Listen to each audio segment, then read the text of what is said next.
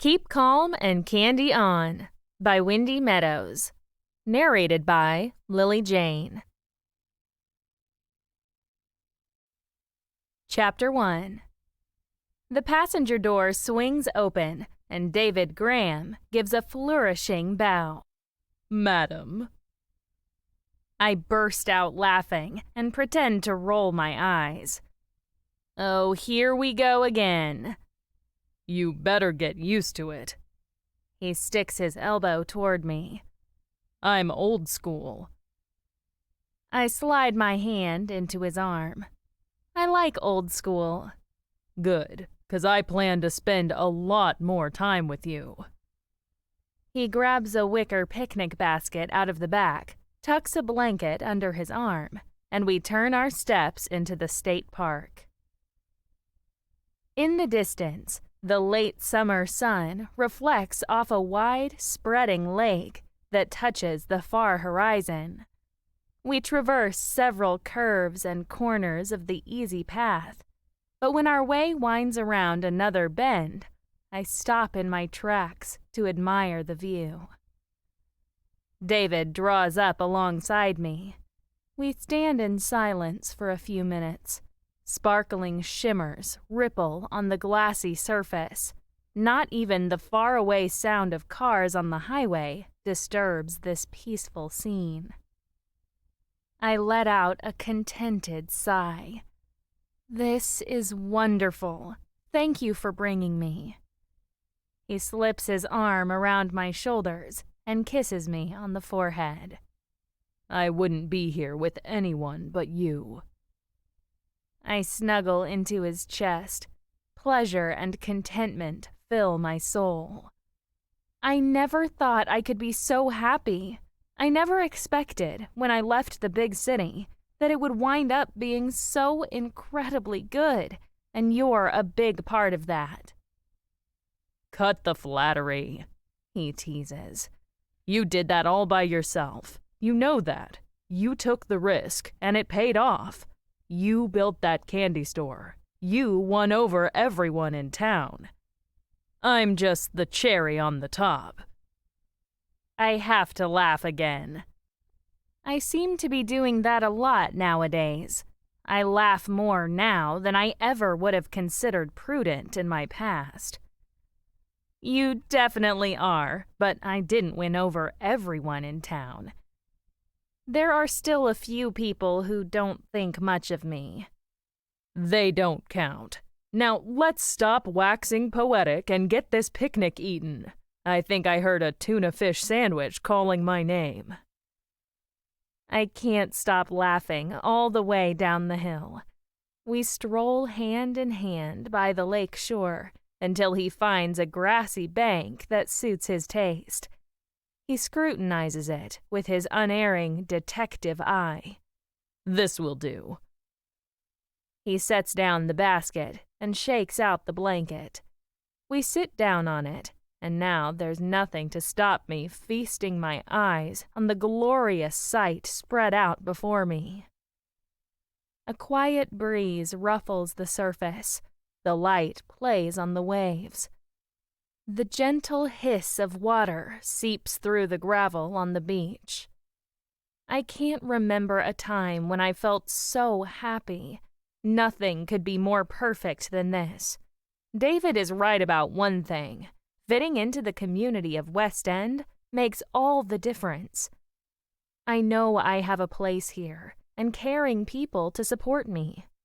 Just as important, I know I have a place in their lives too, and they depend on me the same way I depend on them.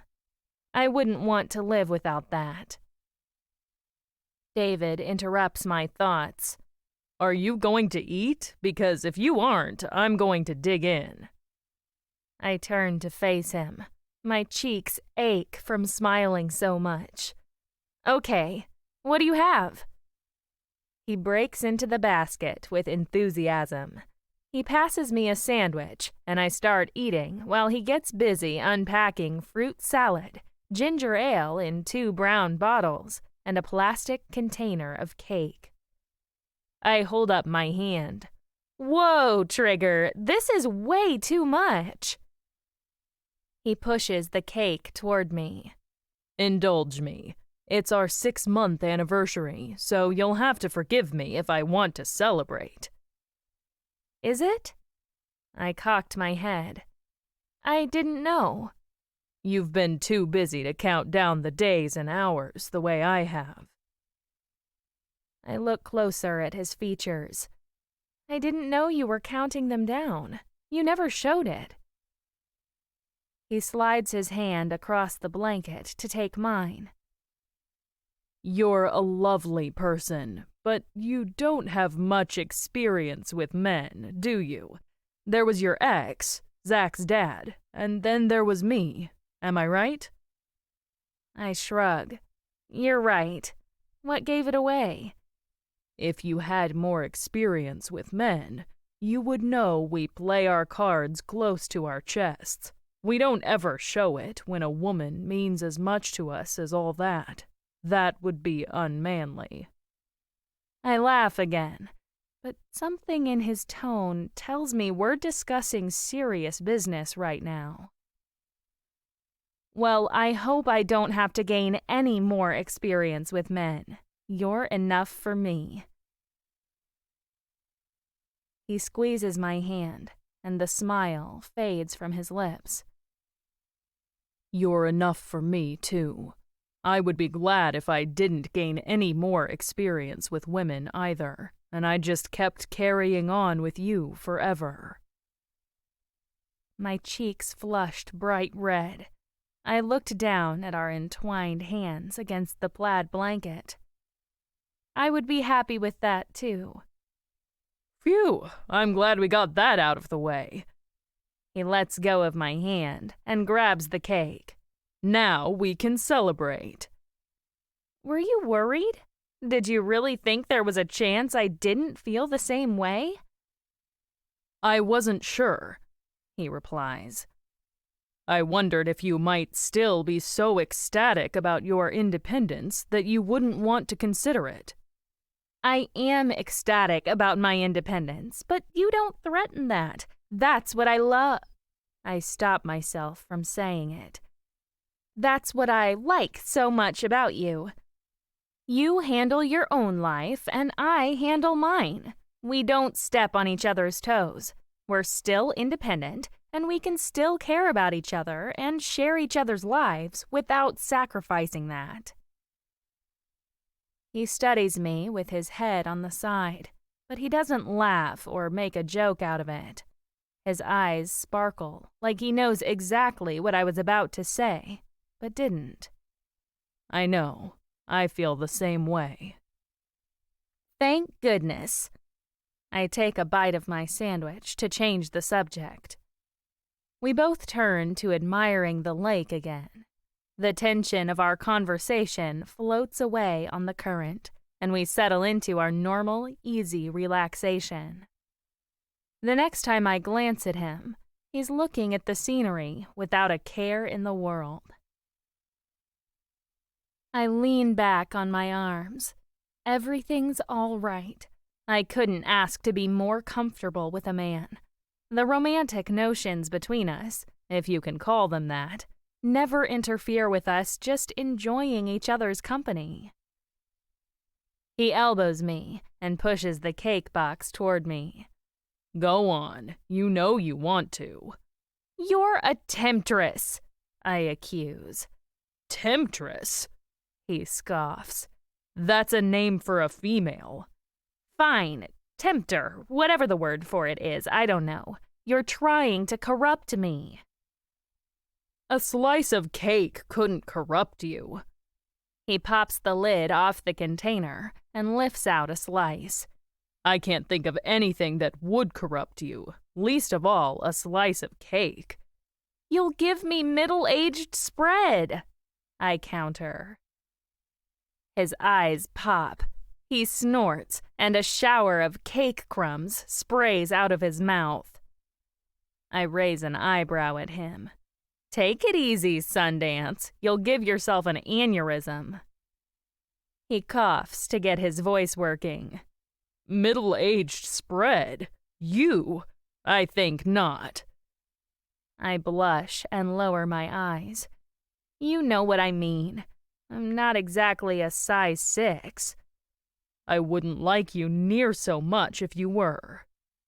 He brushes the stray crumbs off his jacket. You work in a candy store, for crying out loud. What's the big deal? All right, twist my arm. I reluctantly take a piece of cake. He's right. I do want to. Now that I've caved to the devil on my shoulder, I relax again. We stay at the lake for the rest of the afternoon. He skips rocks on the surface, and I poke around in the pools, watching tadpoles. Toward evening, the sun slips behind the mountains. David holds out his hand to me. I better get you home before you-know-who calls the cops on me. I laugh and take his hand gratefully. I hover close to his side on the way back to the car. I don't want this day to end. Thank you again for asking me out. He tugs me in and kisses me again. I plan to ask you out a lot more in the future. It's me who should be thanking you for making my life livable again. My cheeks color for the 100th time. It was an honor. I didn't realize how dead I was until I met you. I thought I was happy. I didn't know what happy was. I don't reply, and we walk the rest of the way back to the parking lot in silence. How many times in the last 6 months have I thought the same thing? I didn't realize life could be so good until I moved to West End and met him. He holds the door open for me while I climb into the passenger seat. He starts the motor and drives back to West End. He parks in front of my house, and I lean over the seat to kiss him. This time, we both take our time enjoying the delicious swirl of togetherness and connection. I stroke his cheek while we kiss. My heart brims with emotion. I don't want to lose this. I don't want to release this moment, not even to receive another that might be even better. The poignant transience of life never felt so heartbreakingly precious before. When I sit back, I gaze into his bottomless blue eyes. I read the same truth in them. He traces his fingertips down my temple to my chin and lifts my lips to his mouth one more time before he lets me go. See you tomorrow, he whispers. Okay, have a good night. He kisses me one last time before he gets out and walks around the car to open my door. Every time I drive with him, we follow the same preordained pattern. We both settle into this routine of protocol and formality. He walks me to the porch, where we share another lingering kiss. When he breaks away, he backs down the steps, still clinging to my hand. Go to bed, Miss Nichols. Yes, sir, Detective Sir, I tease. He chuckles and lets his fingers slip out of mine. He heads back to his car, still shaking his head and snickering under his breath.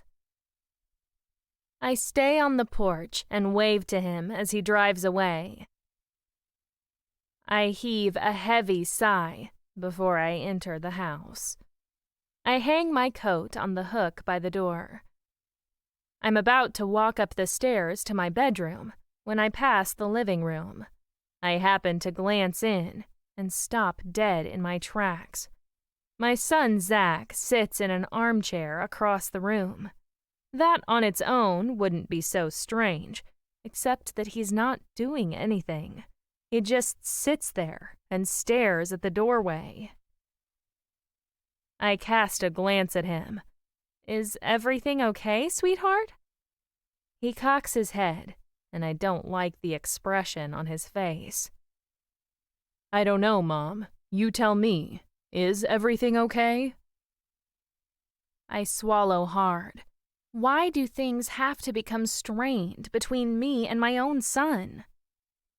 I don't know what you're talking about. Why wouldn't they be okay? What could be not okay? I'm talking about Detective Graham. Is everything okay between you and him?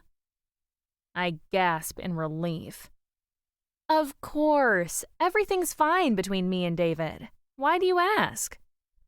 I'm just wondering. He draws himself up in his chair. You two spend nearly every day together. You're really getting close to him.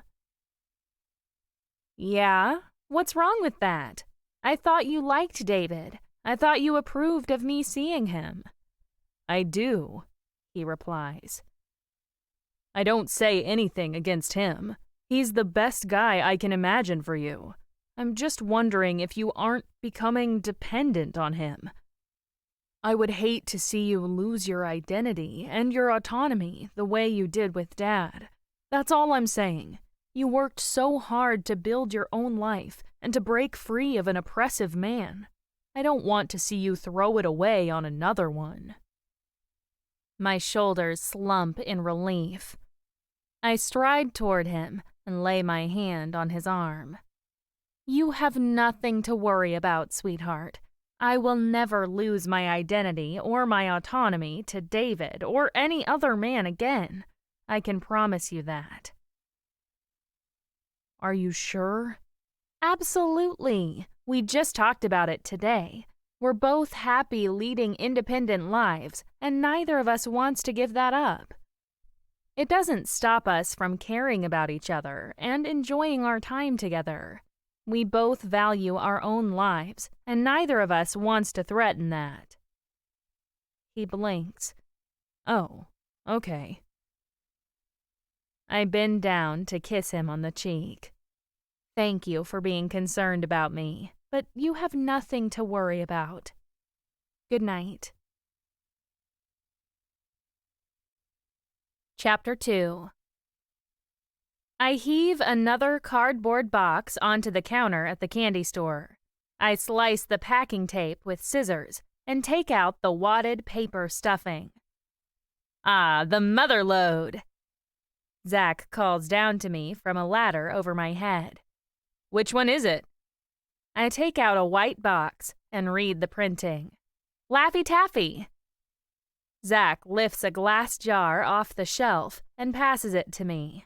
I crack it open and stuff the jar with taffy before passing it back up to him.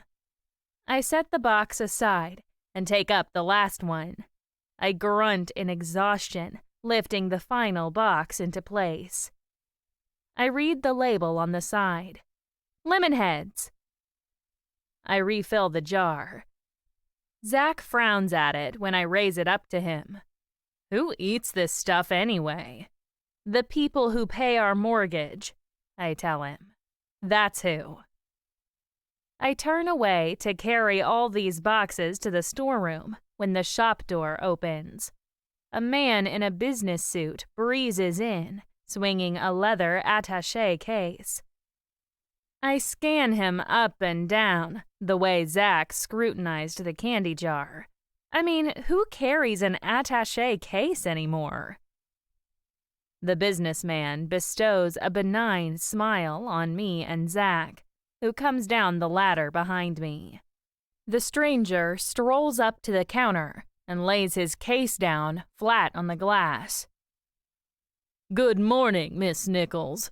Do you mind if I call you Miss Nichols? Why would I mind? I ask. That's my name. He breaks into an unnaturally broad grin. That's funny. You don't know me. My name is Mark Sheridan. I live in the Western neighborhood. I don't know you. Did you just move to West End? I did just move here, as a matter of fact, he replies. I bought Sophie Freeman's house when she sold it. I raise my eyebrows. If he bought Sophie Freeman's house, He must be pretty well-to-do. He pops the latches on his case and pries it open. The leather creaks with newness. Everything about him screams money. He takes out a stapled sheaf of papers and extends it to me. "I'm going around to all the business owners on Main Street," he tells me. "I'm offering market value for your store. If you read this real estate contract, you'll find my terms are more than generous." I hold up my hand and smile. "Thank you all the same, Mr. Sheridan, but my store is not for sale." He pushes the papers at me. "Just take a look. Taking a look can't do any harm. I'm sure you'll be pleasantly surprised." "I won't be pleasantly surprised because I won't take a look," I reply. "My store is not for sale at any price, and since we're having this pleasant conversation, let me say from my heart that I hope none of the other business owners on Main Street take you up on it either. What are you doing? Planning a development or something?" "I am a developer," he tells me. "I have a detailed schematic for a modern strip mall to take the place of these run-down buildings. You could double the tourist traffic to West End and walk away with a tidy profit." I prop my hand on my hip. "You mean you could walk away with a tidy profit? If you buy these businesses at market value, their owners will never see a penny beyond what they get up front." "That is very true, but—" I hold up my hand to cut him off. "Stop right there, Mr. Sheridan. I'm not interested. That's my final answer. So please, do us both a favor. Put your papers back in your briefcase and have a nice day.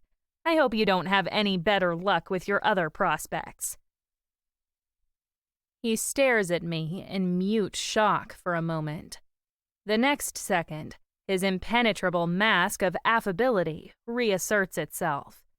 He slips the sheath back into its case, snaps it closed, and whips it off the counter like James freaking Bond. He tugs his jacket into place and bestows another patronizing smile on me and Zach. "As you wish, Miss Nichols. Have a pleasant day." He gives me a clipped nod and scoots out the door with the same brisk efficiency. In a flash, he disappears next door toward the happy-go-lucky cafe. I gaze after him with my head in a whirl. So some developer wants to turn quaint little West End into a strip mall. What next? Zach eases up behind me and snarls in my ear. "Good for you for sending him packing, Mom. I never saw a slimier weasel in my life." I shrug. I wonder if he'll have any luck with the others. I just wonder. "They won't sell," he returns. "None of them will sell out. Will they?" I really don't know. We don't know anything about their personal lives or their finances. One of them, or a lot of them, could be on the ropes financially. They might jump at the chance to sell their businesses at market value. We just don't know. "But what if most of them sell?" he asks. "What if you're the only holdout? What will happen then?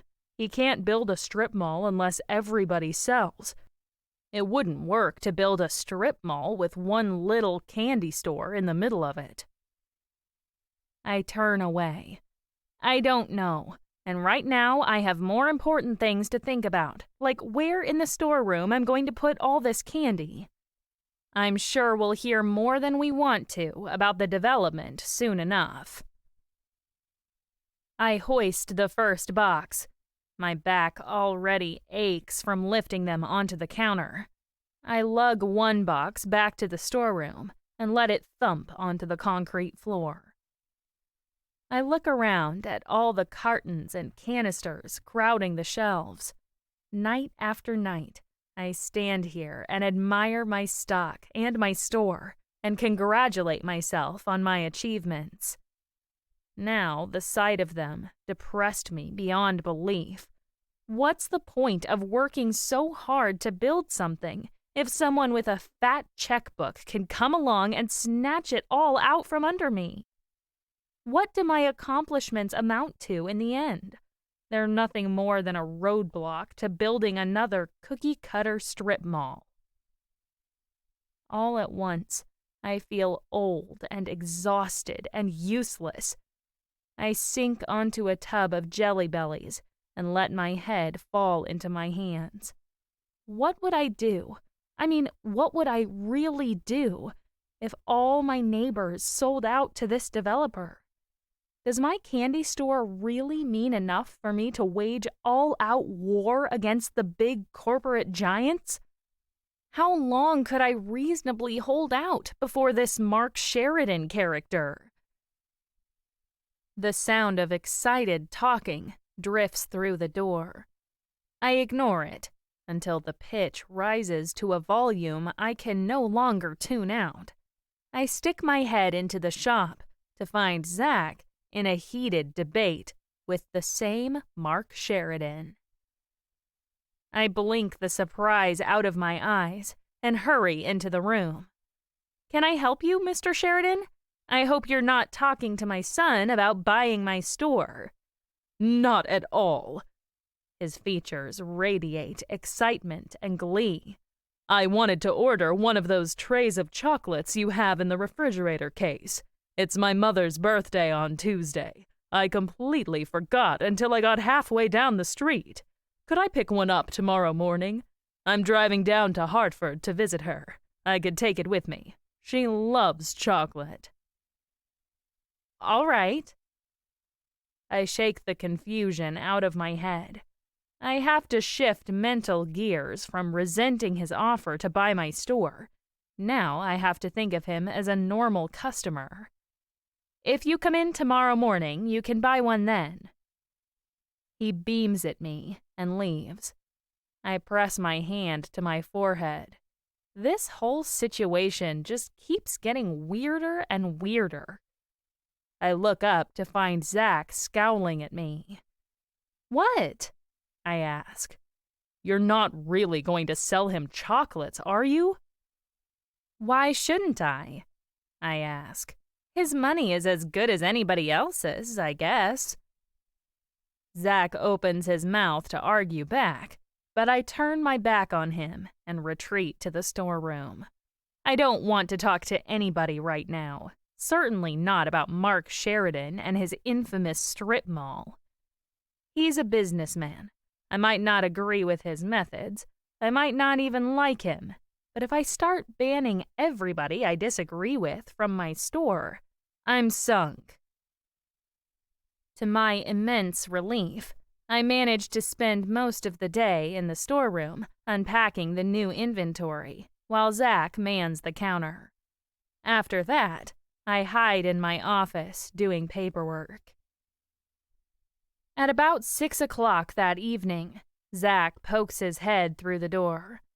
"Everything's all packed up, Mom. I'm going home. Just lock the door and turn off the lights when you leave." "Thanks, sweetheart," I call back. "I'll be done soon." I hear him walk away, and the store falls silent. I finish my work, lock the front door, and head down Main Street, when I spot a cluster of people hanging around Simone Peretti's antique shop. I can't make out their faces in the dusk until I come up alongside them. I gasp. "Stacy? What's going on out here?" I join Stacy Kuntz from the Happy-Go-Lucky Cafe, Mr. Stewart from the dog grooming parlor, and Sabrina Harris from the bakery. They huddle together and talk in low voices. Stacy turns to me. "Did that snake developer come to visit you today, Margaret? He tried to buy my cafe. Can you believe the nerve? I told him never to set foot on my property again. I told him if I see him again, I'll have him arrested for criminal trespass." The price he offered me was shocking, Mr. Stewart adds. He claimed it was market value. Well, it might be market value for the building, but not for the business itself. I could sell my business for 10 times that on the open market. Did you tell him that?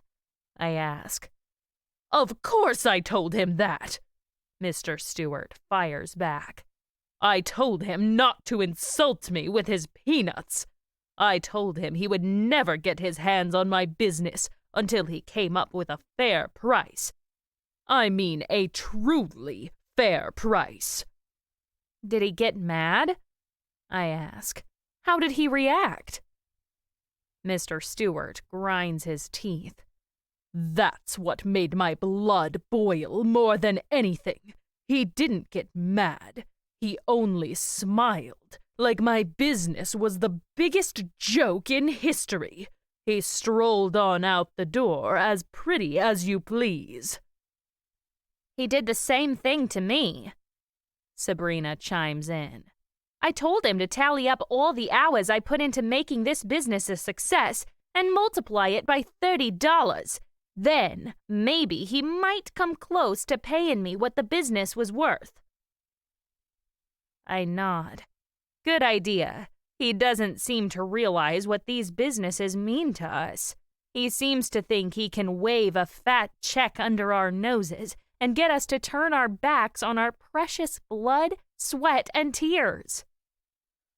It was hardly a fat check either, Mr. Stewart grumbles. At that moment, a stocky man comes out of the toy store at the end of town.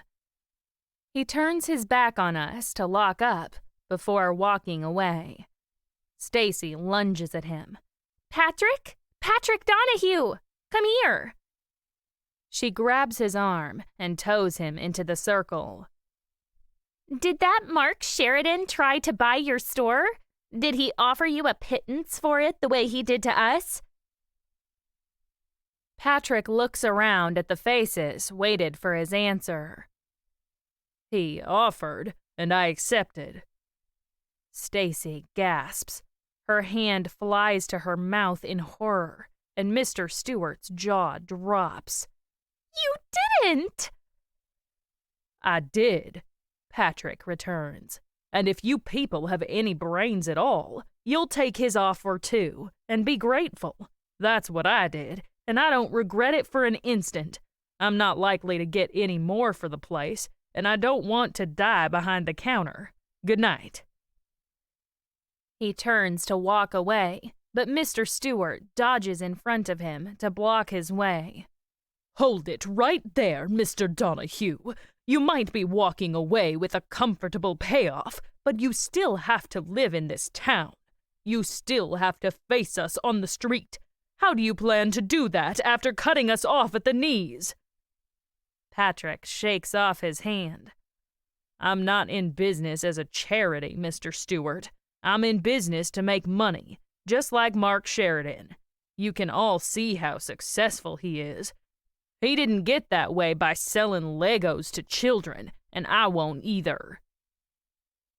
He strides off down the street and disappears into the falling night. The four of us watch him out of sight.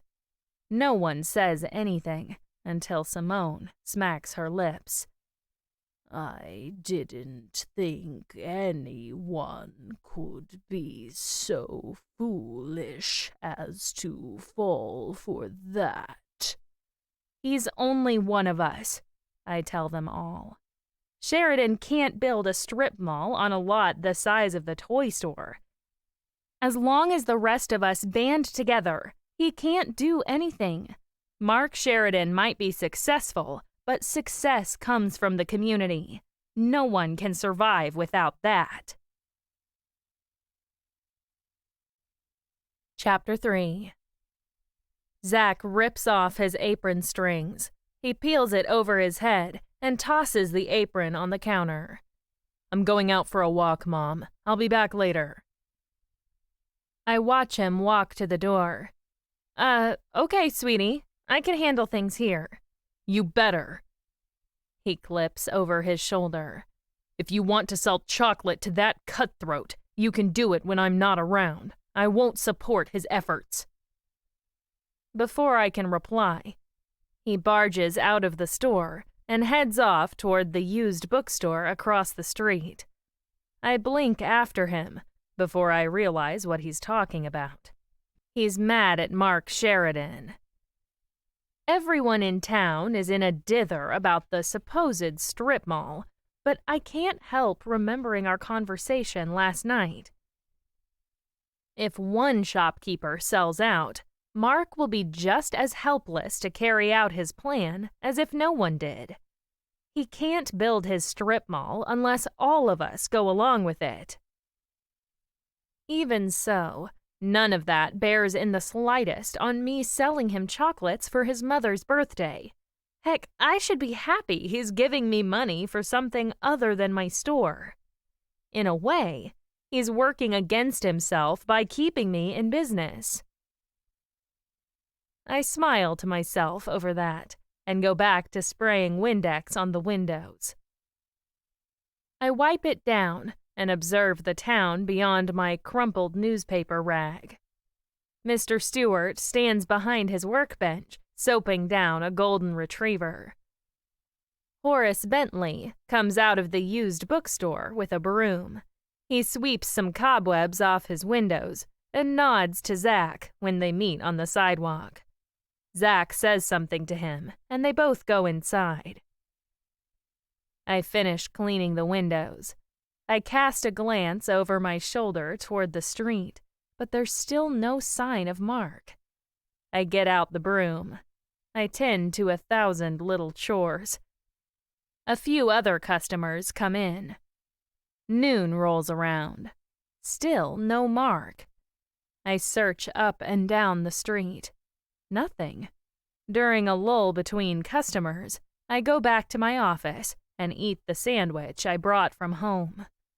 When I come back at 1/4 the hour, I meet Zach coming through the door. He cracks a grin. Is he gone? I don't smile. It's really weird. He didn't come. Zach puts his apron on. Good. I didn't want you selling to him anyway. He goes back to work, but I can't help looking around for the 1,000th time. Where is Mark? Maybe his car broke down or something. Then again, he doesn't strike me as the kind of guy who drives anything that could break down.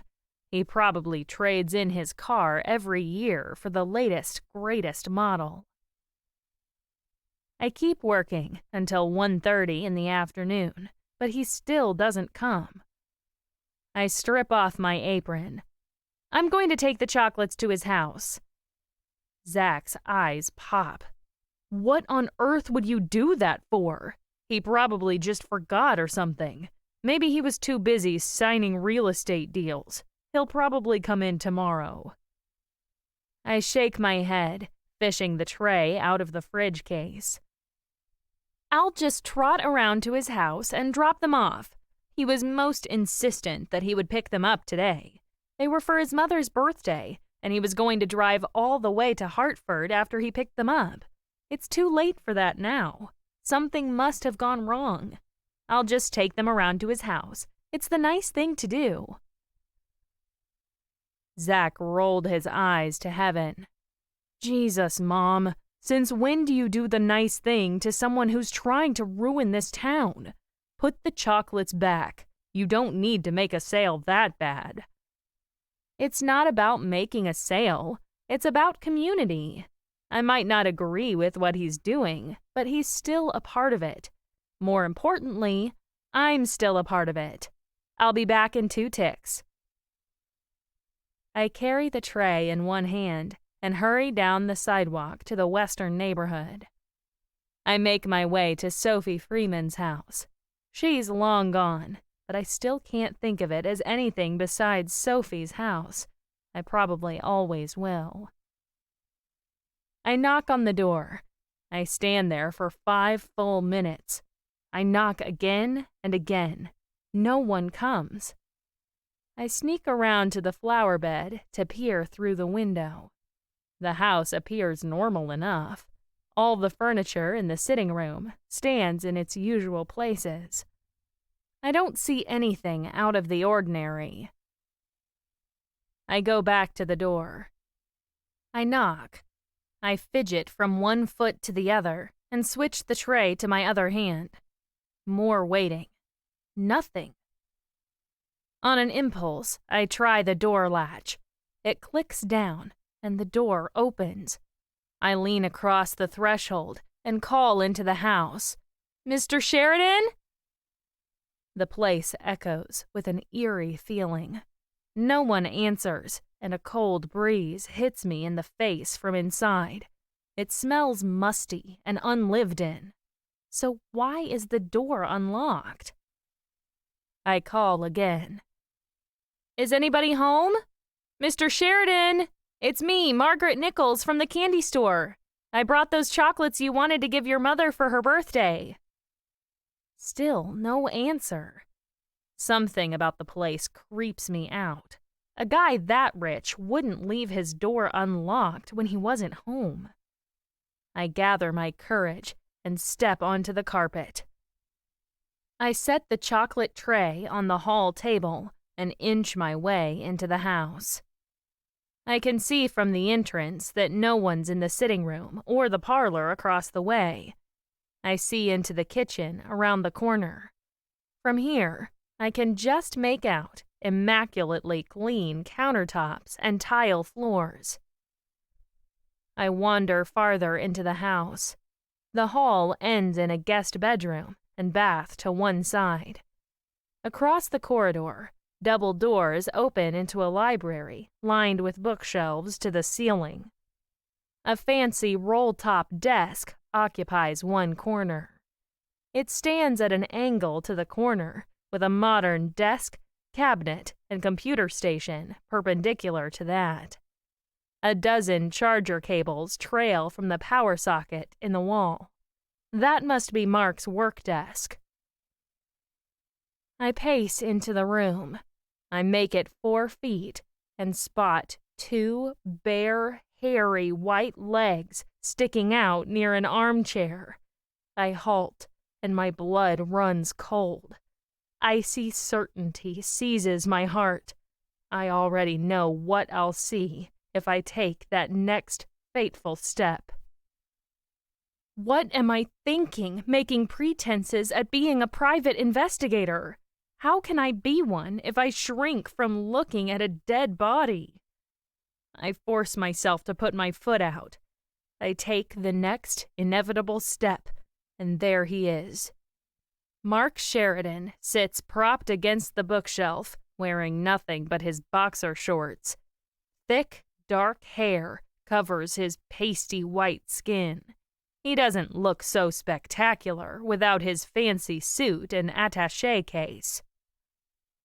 My shoulders slouch, and I let out a long sigh. Another person dead. Just what West End needs. Maybe we're all better off selling up and turning this town into a strip mall. If we're all nothing but a bunch of murderers or a bunch of would-be murder victims, what kind of community do we really have? I stand there staring at him for a minute before I snap out of my shock. I pull out my phone and text David. "You better come over to Mark Sheridan's house at 43 Westminster Street. He's dead in his library." I meander back out to the porch to wait for the police, but I can't stop my mind running in circles. I already know a bunch of people who hated Mark and probably wanted to get rid of him. There's just one problem. They're all my friends and neighbors. Could one of them really be a killer? I flash back to yesterday evening with Stacy, Mr. Stewart, and Simone standing around grousing about Mark and his business practices. Any one of them could have killed him. They all stated their motives in no uncertain terms. I don't want to think about it, but I can't stop my brain from churning. I've put too much time and thought into solving thorny murder mysteries in the past 6 months. Now I can't turn it off, even when I'd like to. One thought gives me the heebie-jeebies. Mark Sheridan solicited me to sell my business too. That makes me a suspect in this case. I'll have to tell David. There's a good chance he'll want me as far away from this case as possible. Heck, he might even want to take me in for questioning. The notion makes my knees wobble. I lean against the porch railing. I'd like to sit down in the chair nearby, but that might not look so good when the police show up. David noses his cruiser into the curb. He eyes me from the lawn. Why is it that you always seem to find these bodies? I can't look him in the eye. Mark Sheridan was going to come into the candy store and buy one of those chocolate trays. He planned to buy it this morning as a birthday present for his mother. Then he was going to drive down to Hartford this afternoon to give it to her. He didn't show up, so I came over to drop it off. He takes out his notebook and starts scribbling. Why did you enter the house without permission? I knocked, but no one answered, I tell him. I must have been standing out here for 10 minutes. When no one came, I tried the latch. It was open, so I called inside. When I realized the door was open, but no one was home, I got a strange feeling like something was wrong, so I went inside. Did you touch anything? Anything at all? Just the front door. I didn't like the direction this conversation was going. You'll find the chocolate on the hall table. He's in the library, in his underwear. David's head shoots up. He inspects me with his detective face on. Then he nods and turns away. All right, stay here and I'll go take a look. I wait, but David doesn't leave. He moves toward the door and looks back at me over his shoulder. Well? Well, what? I ask. Are you seriously telling me you plan to stand there and do nothing while I examine the crime scene? I shift from one foot to the other. I look around the neighborhood, at all the houses. I look everywhere but at him. Isn't that your job? You're supposed to be the big bad PI, aren't you? He returns. In all the time I've known you, you have never once stood by and let me examine a crime scene alone. You always insist on joining me and putting in your 2 cents worth. I shrug. I guess this time is different. His jaw drops and his eyes fall out of their sockets. What's gotten into you, Margaret? This isn't like you at all. I wave my hand. How can I make him understand? I thought you would want to do it without, He blinks. Without a what? I round on him, with both arms flying out to the sides. I'm a suspect, okay? I'm a suspect in his murder. There, I said it. He's a real estate developer. He was going around to all the business owners on Main Street yesterday. He wanted to buy us all out. We all turned him down. All except Patrick Donahue at the toy store. A few of us were talking about him last night, and it got pretty heated. I thought maybe you would want to put me on the suspects list. I thought you would want to ban me from the investigation. He studies me until I talk myself out. Then he nods. All right. If that's what you're concerned about, I'll go in alone. I just want you to know I never considered you a suspect. What about now that you know about the real estate deal? I asked. Don't you want to clear my alibi or something? Well, for a start, is there anything about the scene that could indicate foul play? My head shoots up. What? Foul play, Margaret. You keep talking about suspects and investigations and alibis and stuff.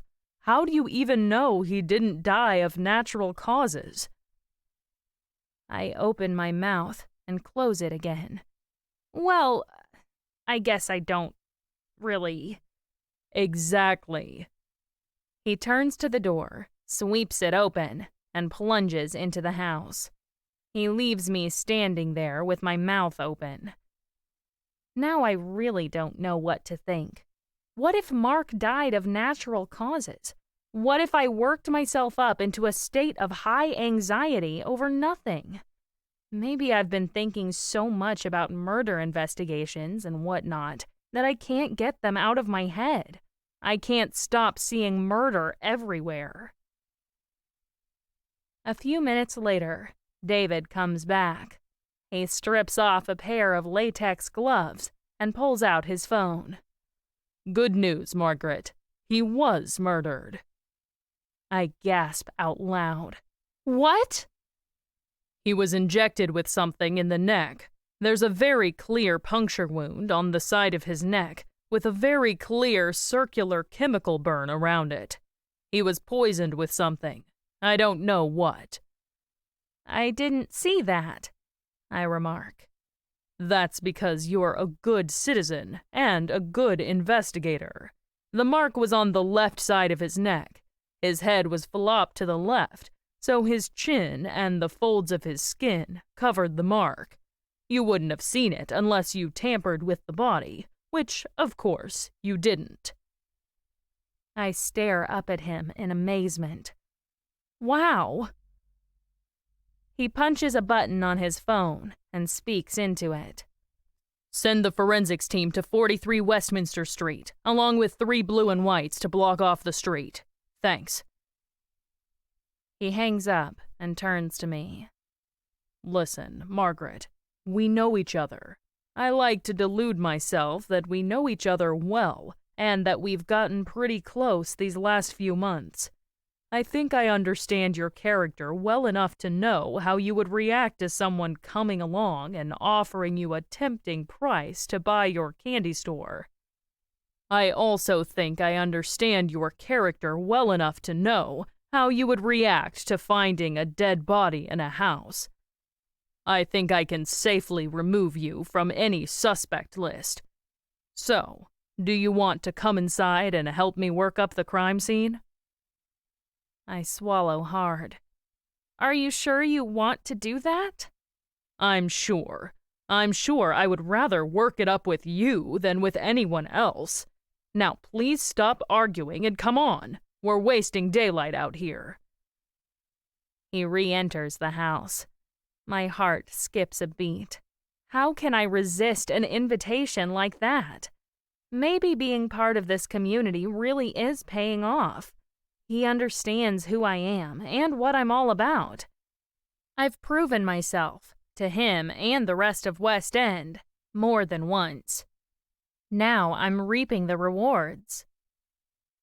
I find David squatting next to the body. It doesn't look so scary now that I'm accompanying an official law enforcement officer. David speaks to me without turning around. He never questions my presence at a crime scene. We'll send the body down to Peterborough for an autopsy, of course. We'll have to run a chemical analysis to find out what they used to poison him.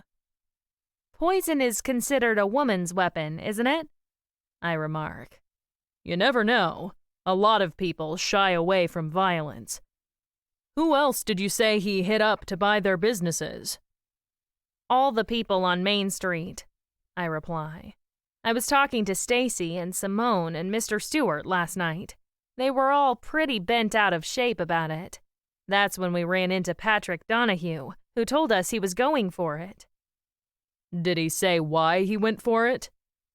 He said he didn't want to die behind the counter. He said any sane person would take the money and run, or something to that effect. If that's the case, hello, what's this? David bends closer to the body and nudges the wrist with his pen. I sidle over to him. What did you find? He's wearing his watch, and look at this. He has gel in his hair. It looks like he was on his way out the door when the killer hit him." I snort out loud. How could he be on his way out the door without his clothes on? David stands up. "How many men do you know that put on their watches and gel their hair before they get dressed?" I look away. Well, it's like you said. I don't know that much about men. "I do," he returns. "And I'm telling you, he wouldn't. He would have gotten dressed. Then he would have put on his watch. Then he would have gelled his hair. And he wouldn't have done any of those things unless he was about to leave for work." Then where are his clothes? I ask. "That's what I want to know. Let's spread out and take a look.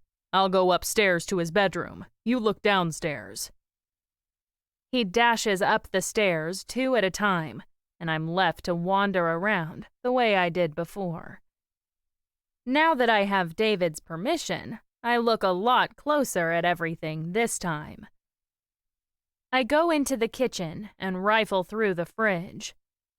I search the guest bedroom and the parlor, but I don't find anything until I come to the laundry room. I pop open the washing machine and then the dryer. I stand there staring into it for a long moment. A brown suit sits in the bottom of the tumbler. David comes breezing down the hall. "Did you find anything?" You were right. He did get dressed first. The killer took his clothes off, probably to wash off the evidence. Look. He peers into the dryer. "What does that prove? He could have put his suit into the dryer." No way, I tell him. Look at how crumpled and misshapen it is. See the tag? It's wool. No one in their right mind would put a suit like that through the washing machine, much less the dryer. And Mark Sheridan took extra care of his clothes. He took extra care of everything related to his appearance. "Yeah, I got that upstairs. You should see his bathroom." He would never put a wool suit in the dryer. A suit like that has to be dry cleaned. I scan the rest of the laundry. There must be some other evidence that the killer cleaned up after they injected him. David moves to the corner and steps on the pedal that opens the wastebasket. It pops up, and he squints inside. Then he lifts out a stain stick between his gloved fingers. "There's one piece of it right there. The label says, 'Not to be used on sensitive fabrics such as wool, silk, or rayon.'" I nod, but before I can answer, a tall man enters. The words "Forensics Team" emblazon the lapel of his white lab coat. I pull my head down between my shoulders. I better go. "You don't have to," David insists. I shake my head and start for the door. Zach is covering the store for me. I have to get back. I'll talk to you later. "Thanks," he calls after me. "Thank you for calling it in, and thank you for tipping me off about the real estate deal. I won't forget it." I won't forget it either. I won't forget that I really could have been a suspect in a murder case. Only my reputation and my personal relationship with him saved me. Chapter 4. I sit alone in my living room when someone knocks on my front door. I open it to find David standing there. "Hey, I was wondering if you'd like to go out to dinner with me. Nothing fancy, just a casual dinner at the Happy-Go-Lucky. You don't have to change your clothes or anything. Just come as you are." I glance back into the house, but there's nothing to see. As usual, Zach is out with someone or other. I'm on my own. Okay, I'll come. I grab my handbag and accompany him to the car. I walk around to the passenger door and stop to wait for him to open it, but he's scowling at his phone. He taps out a message, and when he finishes, he slips his phone into his pocket and gets into the driver's seat without noticing me. He starts the engine. I go into a tailspin of confusion. He's never done that before. In all the time I've known him, he's always opened the door for me. Always. Now he doesn't even notice the slip-up. I stumble forward, too stunned to react. I open the passenger door and get in. He puts the car in gear and motors to the happy-go-lucky cafe. He yanks the emergency brake and kills the engine when his phone plings again. He takes it out and frowns at the screen while he types another message. I stare at him in astonishment. This is way out of character for him. He has never gotten fixated on his phone in the middle of a date before. Not that this is a date, mind you. Still, he never once made me feel second to his phone. Until now. He gets out. This time, I don't even wait for him to open the door for me. I open it myself and meet him on the sidewalk. We walk into the cafe together. He doesn't open the door for me there either. He doesn't even notice what's bothering me. Stacy rushes around, making a big deal over us. She seats us in a corner booth and hands us our menus. The minute she leaves, David's phone sounds yet again. He spends an inordinate amount of time answering it. He doesn't even look up between texts. His eyebrow twitches in intense concentration. I give the menu a cursory scan to decide what I want. Then I sit, silently waiting for him to finish twiddling with his phone. It takes a lot longer than I care to admit. Stacy comes around to retrieve the menus. Do you both know what you want? I do, I tell her. I'll have the mushroom frittata. David gives his phone another hard glance before he sets it face up on the table next to his plate. I don't know what I want yet, Stacy. Give me a minute. She leaves, and he picks up the menu. He looks at it for half a second and lays it aside. Just then, another text comes through. The same process repeats. He types madly for several minutes until Stacy returns. I want the steak omelet, he tells her. When she leaves for the second time, he ignores his phone for a minute or two. He looks around the cafe, but he doesn't register anything in front of him, especially not me. I whirl in indecision. Should I say anything? Should I make a big deal out of this? That kind of behavior drives me up the wall, but he's never done it before. In 6 months, he's been kind, attentive, chivalrous to a fault, and unfailingly considerate. I decide this must be a fluke. He means too much to me to come to any other conclusion. I measure my words with extra care. Is everything all right? He shrugs, but he won't look at me. It's just this case. I'm preoccupied, that's all. I don't believe it for a second. For one thing, he asked me out to dinner, not the other way around. If he was so preoccupied with the case, he wouldn't have done that. He would have locked himself in at the police station, like he usually does when he's up to his earlobes in a case. For another thing, he's been preoccupied with cases before. He's even asked me out on dates while he was preoccupied with cases. That never stopped him from paying attention to me, and he certainly never kept his nose glued to his phone during a date. When our food comes, he doesn't look at me once. He doesn't speak through the whole meal. He wolfs his omelet. Even before he finishes, he gets another text. I purse my lips and wait for him to answer it before I try to speak. Who was that? I ask. What's going on? It's nothing. He doesn't look up from his phone. It's just some stupid detail about the case. I sit in silence, watching his thumbs fly over the screen. Whatever's going on with him, it's not nothing. It's just about as far from nothing as can be. The worst part is, I feel him slipping through my fingers. If this goes on, he'll be taking his phone on dinner dates instead of me. All at once, he snaps the cover closed and tosses the phone in his pocket. I'm sorry, but I have to go. Can you manage to get yourself home? I'm really sorry. I have to go. It's urgent. I blink at him. Are you sure? Is it really so important you can't give me a ride home? He gets to his feet so fast he knocks over his chair.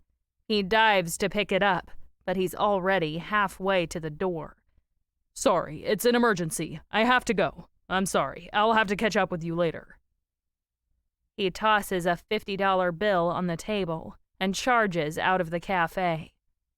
I sit rooted to my chair. What in the name of God just happened? Who is this guy? When I look up, I see Stacy behind the counter with her mouth open and her eyes as big as saucers. I sit there for what seems like an eternity, trying to process everything that happened. Is he trying to dump me? How could he be when he's the one who's been actively keeping this relationship going?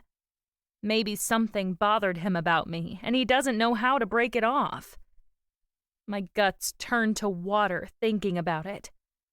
Could it be I made a mistake giving my heart to this man? I can't reconcile his behavior tonight with all the rest of the time I've spent with him. It just doesn't make any sense. Just looking at Stacy's stunned visage confirms it. Even she is shocked by this display of, I don't know what to call it. I finally pull my head out of the clouds, but I can't finish my food. I take the $50 note and give it to Stacy. It's more than enough to cover the tab and the tip, but I can't face her over at the register right now. I walk out into the still night air. West End slumbers in silence. I don't see any trace of David or his car. I breathe a heavy sigh and set off for home. Thank goodness I won't have to explain any of this to Zach. I walk past Simone's shop when a clipped footstep startles me into turning around. Patrick Donahue comes toward me from the toy store. He nods to me. Good evening, Miss Nichols. I smile in relief. You don't have to call me that, Patrick. We're all neighbors here. Please, call me Margaret. He doesn't relax. I keep hearing about how you solve mysteries. I blush and lower my eyes to the sidewalk. Well, not really. I'm just nosy, that's all. I hear you have a website set up and that you're offering your services for hire. Is that true? I cast a despondent look around. I never would have solved any mysteries without David's help. Now I don't know if I can count on him. I don't even know if I would want to work on a case without him to confide in.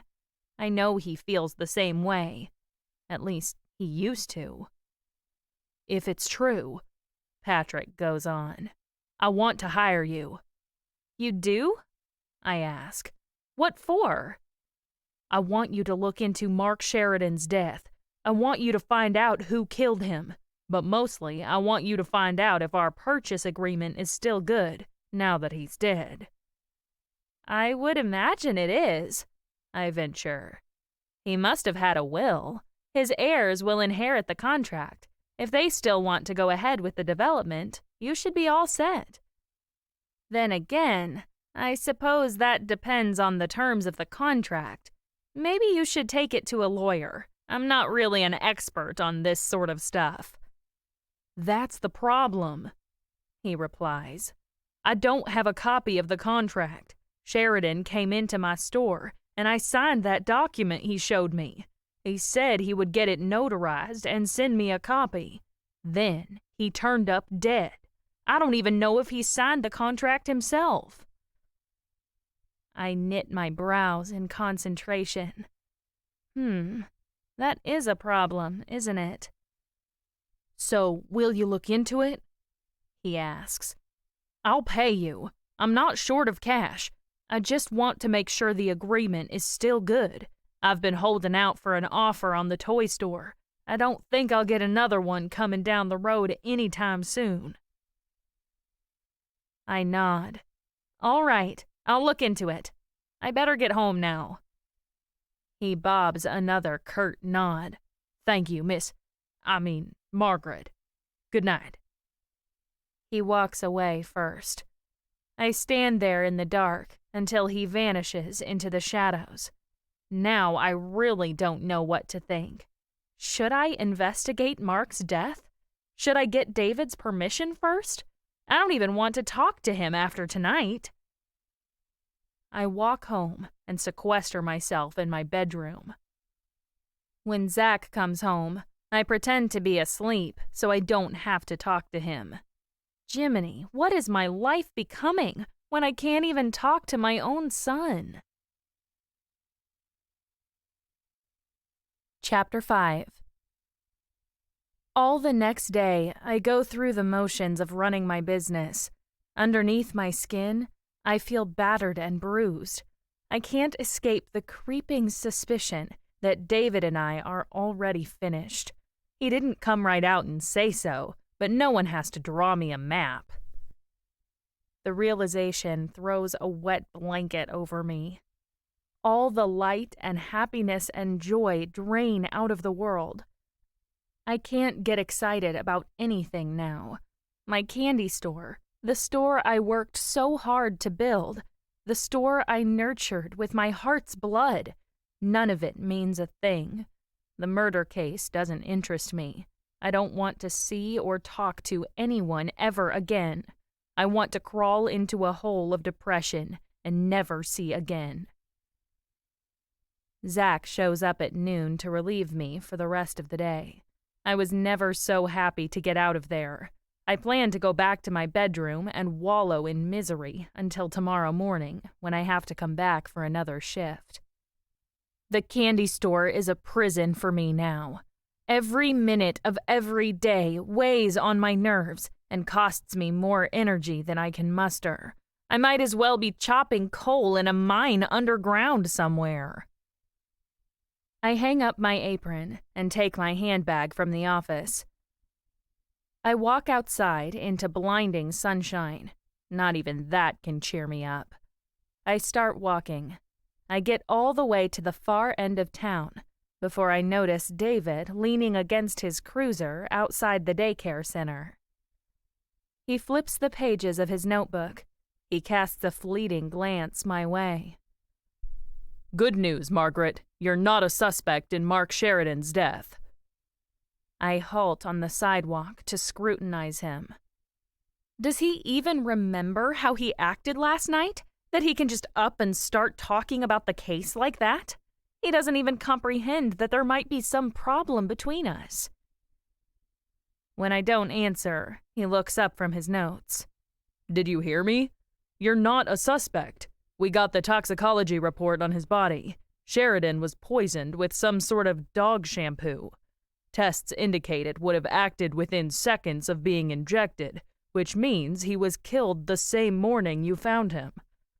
I talked to Zach, who confirmed that you were in the store the whole time. You couldn't have poisoned Mark. You're in the clear."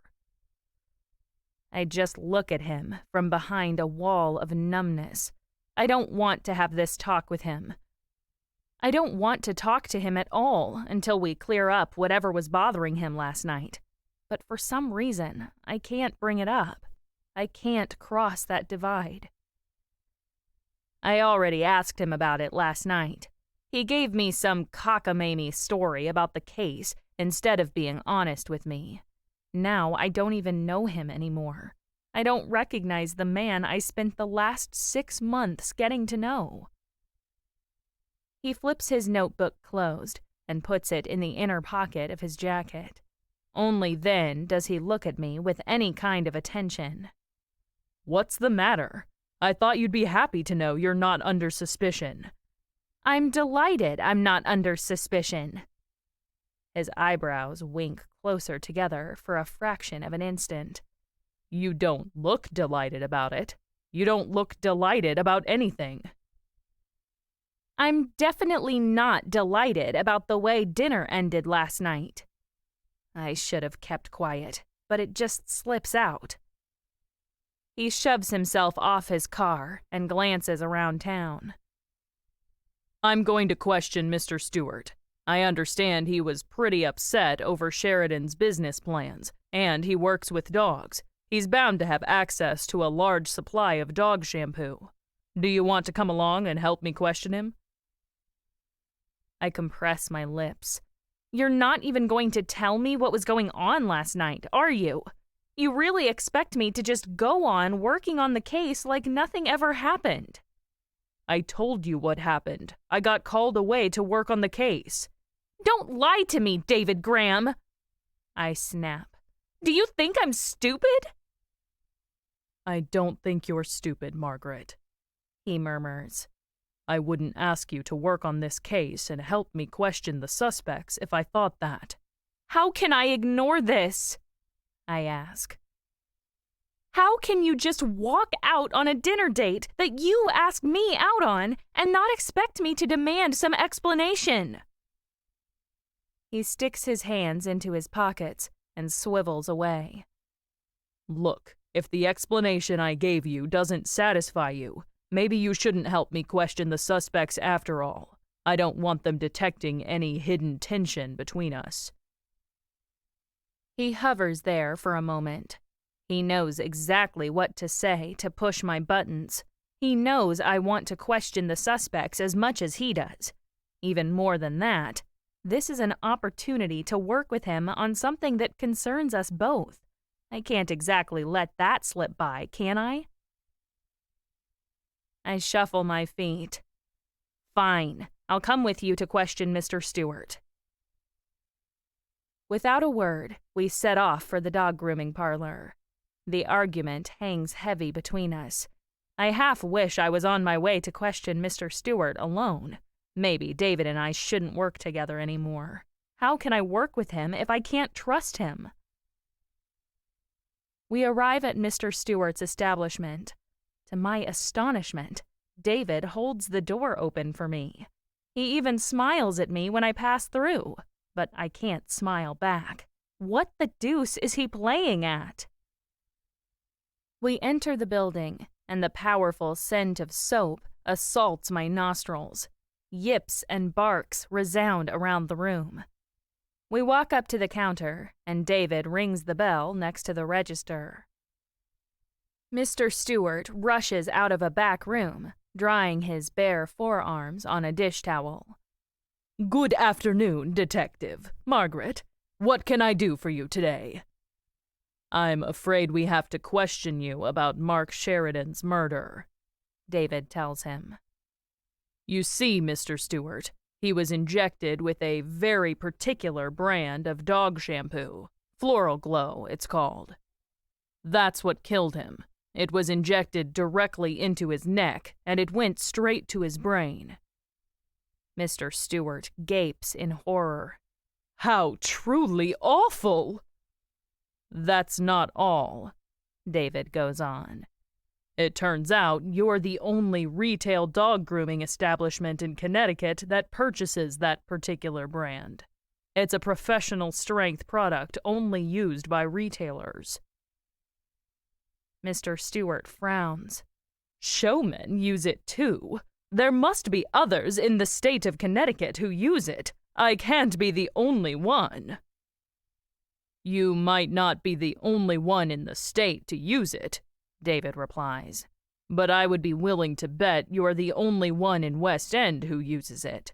Not only that, but the forensics team found dog hair at the crime scene, and Sheridan didn't have a dog. The killer laundered Sheridan's suit to hide the evidence. When the forensics team checked the lint trap, they found dog hair in the lint. That means the victim had dog hair on his suit. That must be why the killer washed it after they killed him. If the killer got dog hair on his suit, they must have been in close contact. I don't see a grown man letting anybody inject poison into his neck without a struggle. The person must have had dog hair all over their own clothes when they killed him. Well, I don't get dog hair all over my clothes, Mr. Stewart returns. That's why I wear this white coat, and I take it off every time I leave the shop. I think anybody would have recognized me if I had walked into a strange man's house wearing it. David shrugs. That's true, but you're still the only person in town with access to the poison in question. How do you explain that? Mr. Stewart's face falls. I can't. Can you tell me where you were between 8 o'clock and 11 o'clock in the morning yesterday? I was right here, Mr. Stewart replies. I was in the shop all morning. I was filling out my tax declaration. Can anybody corroborate that? David asks. Did anybody see you here that can vouch for your whereabouts? I'm sorry, Mr. Stewart replies. I was alone the whole time. David nods. I'm going to have to ask you not to leave town for any reason as long as the investigation is going on. Do you understand?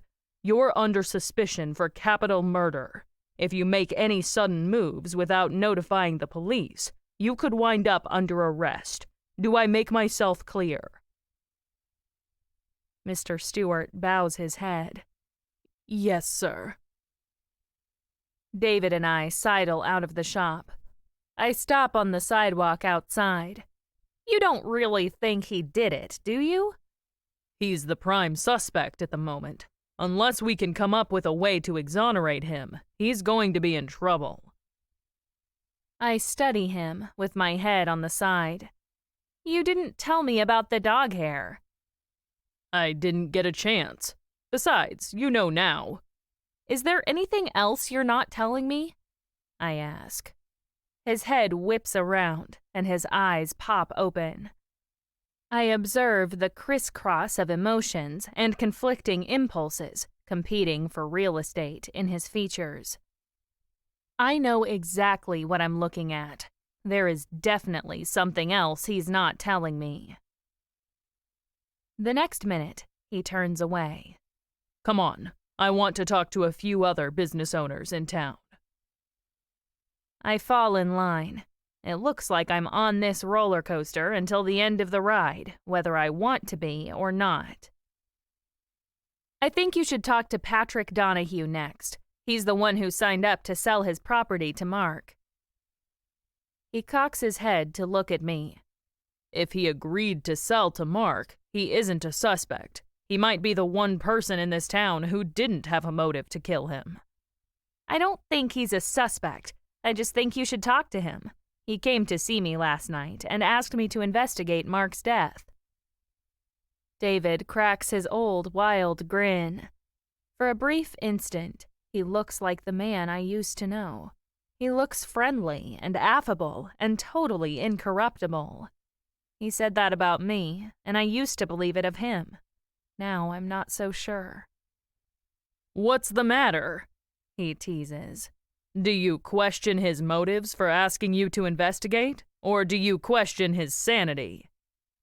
I don't laugh. I don't even smile. Nothing he can do or say can make me smile now. He said he doesn't have a copy of the purchase agreement. Mark told him he had to get the documents notarized and then send them back to Patrick. Patrick is worried it won't stand up legally now that Mark is dead. I don't blame him, David replies. I would be worried about the same thing if I was in his shoes. All right, let's go. We walk over to the toy store. The minute we walk in, the Hogwarts theme from Harry Potter starts playing as a doorbell. David and I pick our way through mountains of toys and shelves groaning with packages of Legos and Lincoln Logs to reach the counter in the back. We find a tall, thick-set woman behind the register. She's in the middle of changing the batteries on a handheld remote controller. A small green drone rests on the counter in front of her. She doesn't look up. "What can I do for you?" "We're here to talk to Patrick Donahue," David tells her. "Is he around?" She backs up a few steps and bellows through an open door behind the register. "Pat, there's some people here to talk to you." She returns to what she was doing. She doesn't look up when Patrick appears. He looks back and forth between me and David. "What's all this about?" "We want to ask you a few questions about Mark Sheridan," David replies. "I understand you signed a purchase agreement with him to sell your business." The woman whirls around with a gasp. "You what? How could you do that?" Patrick holds up his hand. "Take it easy, B. I was going to tell you, You were not!" She fires back. "You were going to sell the store right out from under me, weren't you? Admit it." He opens his mouth, but before he can say anything, she spins around to confront us. "That would be just like him. He dumps everything on me. I do all the work around here while he sits in his office watching YouTube videos." "I do not," Patrick retorts. "I do the business paperwork. That's all I can do with my arthritis." "Your arthritis," she booms. "All I ever hear about anymore is your arthritis. That's your excuse for everything. Every time I ask you to do anything, you whine about your arthritis this, your arthritis that. Your arthritis left the toilet seat up. I'm sick of your stinking arthritis." David and I stare from one to the other. Patrick jabs his finger in B's face. "How the blazes am I supposed to do anything when the slightest movement makes my hands hurt like anything? You would want to sell this albatross too if it happened to you." "There's nothing stopping you from dealing with the customers," she counters. "There's nothing stopping you from giving me a break now and then. But no, I have to stand out here all day, every day, because you are too lazy to get off your computer." David raises his hands. "Okay, you two, hold up. We came here to talk about Mark Sheridan's offer. Could you both pipe down for the minute? You can go back to your fight as soon as we leave." Patrick hunches his shoulders and glares off at nothing. B tears into the remote control with her jaws locked. David draws a shaky breath. "I understand you don't have a copy of the purchase agreement, Patrick. Did Mark tell you who his lawyer was? He may have sent the documents in for review before he got killed. If that's the case, and they were notarized, you should be in a pretty good position legally when it comes to enforcing the contract." B whips around and fixes Patrick with a fiery glare. She waits for him to answer until he mutters, "No, he didn't say who his lawyer was." Chapter 6. David halts outside the toy store. For a long moment, he and I gaze around the town. "Well, that didn't go as planned." He turns to study me. "Why didn't you question them? You're usually right in there with your own questions. This isn't like you." "You're the detective here. You can question them." "What's the point of me inviting you along if you're not going to question them?" he asks. "You really put people at ease during interviews. You have a way of getting them to divulge information that I can't." I look away and shrug. I don't want him complimenting my investigation skills right now. "Is there any other evidence I should know about? Did the forensics team dig up anything on the crime scene?" "Nothing to speak of," he replies. "We fingerprinted the stain stick and a few other items that didn't seem to fit in with the rest of the house, but we didn't turn up anything." "That doesn't really mean anything, does it?" I point out. "It only means the killer doesn't have a criminal record." "That's right. David replies. I don't know what more to say to him. Nothing I can think of seems right. I could wait until Kingdom Come for him to make up for last night. He doesn't seem to realize that he did anything wrong. Maybe I blew the whole thing out of proportion. Maybe it really was nothing. Maybe I can bridge the divide on my own by taking the initiative. I don't give myself a chance to question. I turn to him and smile. Hey, how about you let me take you out to eat tonight? The minute the words cross my lips, I realize I made a mistake. His face goes ashen, and a stricken look of sheer terror darkens his features. He immediately averts his gaze and wriggles in his blazer. I can't. I have to work on the case tonight. My heart sinks into my shoes. Another lie. I look away. All right. See you later. I walk toward home without looking back. If he ever clues in that he threw away our relationship, maybe he'll remember this day. If not, I haven't lost anything. I march out of town, but when I get to my house, I can't face going into it alone. I don't want to crawl into my bed and die anymore. I sure don't want to stare at the walls for the rest of my life. I swivel on my heel and storm back to town. I don't give a rip about David Graham and whatever nonsense game he is playing. I have a case to investigate, and I don't need him to do it. I don't see him or his car anywhere around town. Thank heaven. I head for the daycare center. I've never been in it before. I'm ashamed to admit I know absolutely nothing about it. I don't even know the person who runs it. No time like the present. I barge through the front door. A low, thigh-high fence sections off the entrance from a huge room full of jungle gym equipment, slides, climbing frames, tube tunnels, and kids. The kids play with blocks and train sets on the floor. They run around and yell. They climb all over the equipment. 3 women mingle among them. They comfort anybody who gets hurt. They talk to the kids and read them books in the corners. Unlike all the other businesses in town, I don't see a cash register or a front counter. This is it. It's a giant play area for kids. Children from about 3 years old up to about 6 run around. I can't see any of them not having a good time, except the little girl with the skinned knee, of course. While I stand there taking it all in, a fresh-faced, middle-aged woman hurries over to me. Her cheeks glow with pleasure, and her brown hair waves around her angular face. You're Margaret Nichols, aren't you? I stammer out the only reply I can. I'm sorry, have we met? She sticks out her hand. I'm Elizabeth Bartholomew. I own this center, and I've heard so much about you. I'm so sorry I haven't come into your store to introduce myself.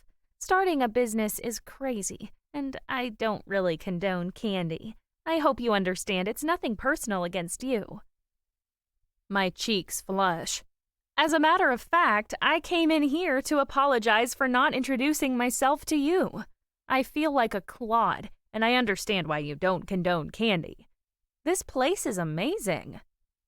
She beams at me. I believe in play-based learning. It's not everybody's cup of tea, but it really works to boost brain development. I can see why it would. I can't stop looking at everything. This place is like a kid's idea of heaven. She laughs. I hope so. God knows I put enough into it. It wasn't easy, but I did it in the end. I swing around to look at her. Actually, that's what I came over here to talk to you about. Besides introducing myself to you, I mean. I wanted to ask you if Mark Sheridan offered to buy your business. Did he ever? She exclaims. He offered that and a lot more. What do you mean? He offered to satisfy my innermost carnal urges, or something along those lines. She laughs again. My mouth falls open. Are you saying he propositioned you? Only after I turned him down flat on his real estate offer, she replies. Don't get me wrong, I haven't had an offer like that in a long time. I just haven't had one from someone who just finished insulting me and everything I worked to build over the last 7 years. Do you know I invested all my inheritance from my dead parents to open this place? I used to dream about running an early childhood center as far back as my 5th birthday. I wasn't about to give it up for a man who waved a wad of cash in my face. Then he had the audacity to suggest I hook up with him after work. He was a toad. Amazing, I murmur. He really knew how to rub people the wrong way. Her expression changes. I didn't kill him. You have to believe that. I do believe it. I don't know how any business owner on Main Street could have killed him. Well, someone did, she remarks. I know everyone here. I knew everyone here except you, and now I know you too. I don't know anyone who could kill anybody, but the killer must have been someone on Main Street, don't you think? Who else would have a motive to kill him? I can't think of anybody, I tell her. But I am convinced it had something to do with the real estate deal. The killer must have been trying to stop the development. Why would they want to kill him, though? She asks. I've been talking to a lot of people since this started, and I don't know anyone who wanted to sell out. Patrick Donahue did, I reply. But he was only one person. You would think any reasonable person would wait to see if the strip mall would really get built before they did something as rash as killing the developer. She nods. That's what I think, too. Thank you for taking the time to talk to me, Elizabeth, I tell her. I feel better now that meeting you isn't haunting my mind. She laughs all over again. She laughs so easily, she puts me right at ease. Me too. She gives me a spontaneous hug and hurries back to work. I go back outside, strike another one off my list of suspects. So far, I don't believe any of these people killed Mark. For a start, everyone on Main Street cares way too much about their own businesses ever to threaten them by getting sent to jail. I run through the list of names. Stacy Kuntz of the Happy-Go-Lucky Cafe. Sabrina Harris of the Baker's Dozen on the corner. There's Simone Peretti at the antique shop. Mr. Stewart at the dog grooming parlor. Horace Bentley at the used bookstore. None of them had any reason to kill Mark. They're all steady, reasonable members of this community. They all must have known they could just hold out, and Mark would have no choice but to drop his whole development scheme. Then there's Patrick Donahue. He certainly wouldn't kill Mark. He banked his whole future on Mark buying the toy store.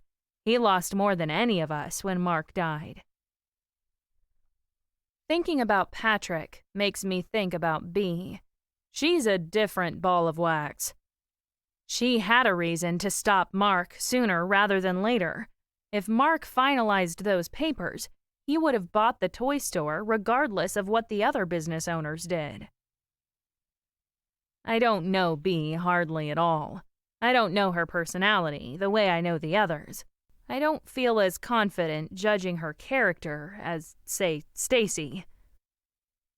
While I stand there pondering the subject, Horace Bentley comes out of his bookstore. He peers at me through his thick glasses. "Hello, Margaret. Did they let you out of your kennel?" I bite back a smile, my first smile since last night when my world caved in. "How are you, Horace?" "I'm grand, now that Mark Sheridan is dead." I grimace. I wouldn't talk like that with an active murder investigation going on, Horace. Everyone on Main Street is a suspect. I'm supposed to be questioning you right now, too. He weaves his head back and forth on his spindly neck like a bird. Are you investigating his murder? In that case, I can tell you right now I didn't like him, and I'm glad he's dead. I didn't kill him, but some people deserve what they get. What did he do that was as bad as all that? I ask. Did he do something worse than offering to buy your bookstore? He threatened me, Horace replies. He said if I didn't sell, I could wind up getting driven out with nothing. He hid a very nasty side under that gregarious smile of his. Maybe you misunderstood him, I suggest. Maybe he was trying to imply that if the strip mall project went ahead, you could be left behind and miss out on a good price. I don't think I could misunderstand him when he reiterated it more than once. He came back to my store 3 times, and every conversation ended with a veiled threat. He even said certain people might take offense and visit me in a way I wouldn't like. I started to suspect he was mixed up in some organized crime ring or something. I frown at him. That's odd. I don't think he visited anyone else on Main Street more than once. He said my store was in a unique position. He said my store and the toy store were the most important to his development plans, so he was more insistent about me selling than anyone else in town. It appears his plan was to develop this section of Main Street first, between the toy store, my bookstore, and the vacant lot. He was going to begin by building a short complex of shops here first. Once they started bringing in revenue, he would be able to afford to offer more for the other stores in town. That's what he said, anyway. Thank you, Horace, I exclaim. Thank you for telling me. That's a big help. Of course. Now you see why I didn't have any motive to kill him. My store was the linchpin in his whole stratagem. I could sit tight and play him like a puppet on a string. I didn't care if Patrick Donahue sold out. I could drive the price sky high, and Mark Sheridan would have no choice but to pay it if he ever hoped to build so much as a popsicle stand in this town. I could twiddle my thumbs until he could no longer afford to pay my asking price. I gape at this spidery man with his head full of books. A mischievous smile plays at the corners of his lips. Of everyone in town, he has the keenest grasp of his own power, and he played it to his advantage. He's absolutely right. He had no reason whatever to kill Mark. In fact, he had as much reason to keep Mark alive as Patrick did, maybe more so. He sweeps his arm across his stomach and bows. Au revoir, Miss Nichols, until we meet again. He hustles back into his shop and leaves my head spinning. Chapter 7. I get home to find Zach making dinner. "Get comfortable, Mom," he calls from the kitchen. "It's you and me tonight, and we're going to do it right." I put my handbag and keys on the hall table. It's nice to have a reliable man to come home to, but I don't tell Zach that. I don't want him to know anything about my problems with David. How silly of me. What am I thinking? I don't have problems with David because there is no me and David. It's over, and the sooner I face that fact, the better for everyone involved. Zach bustles in with a large roasting pan piled with lamb chops, roasted yams, and succulent carrots. He lays the steaming platter on a hot plate on the table. He adjusts the position of a fork next to my plate and waves me to the chair. "Take a seat." I get lost in my own thoughts while he serves me. When I look up, I find him watching me. "You're awfully quiet this evening, Mom. You're not your usual bubbly self." I shrug. Maybe this is my usual self. Maybe me being bubbly was too out of the normal for me. Maybe I'm just coming back to the middle. He settles in his chair, and we both start eating. Did something happen? Are you upset about something? I look down at my food. All of a sudden, I can't muster the appetite to eat anything. I'm okay. I guess I'm just thinking about Mark Sheridan's murder case. Another lie. Now it's me lying to Zach, using the case to cover up something. I hate myself for that, but I can't tell him the truth. Do you want to talk about it? He asks.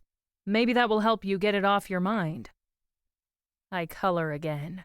I don't want to talk about the case. I always talked about cases with David. Now I don't have that anymore, and I don't want a substitute. No thanks, sweetie. I think I'll just get an early night tonight. All right. I'm going out tonight, so if you need anything from me, let me know now. My head shoots up. You're going out again? Yeah, some friends of mine are going to Peterborough to play paintball. I could be kind of late getting home, so don't wait up. But you just went out the other night, I exclaim. You've gone out 3 times this week. He breaks into a brilliant smile. Ain't it great? I can't believe it myself. I never knew I could make friends so easily. I love it.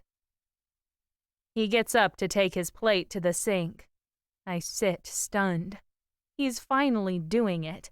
He's building a life for himself, while I backslide into solitude and isolation. It isn't fair.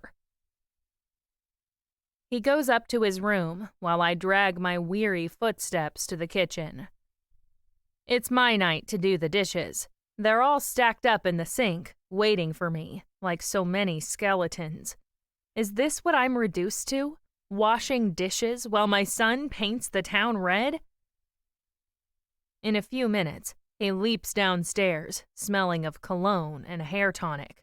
He gives me a perfunctory kiss on the cheek and leaves me alone to feel sorry for myself. After I get the dishes done and the counter wiped down, I have nothing left to do but go to my room. I don't want to hang around the house stewing in my own juices, though. Things are bad enough without that. I go out onto the porch to look around the neighborhood, but somehow I just keep on walking. A few paces down the sidewalk, I run into Kyle Davidson out walking his dog, Jonah. It's a beautiful night for a walk, Margaret. Kyle greets me. I love these late summer evenings. They make me so nostalgic. I bend down to pat Jonah. I know what you mean. For some reason, saying goodbye to summer makes the time seem sweeter. He studies me closer.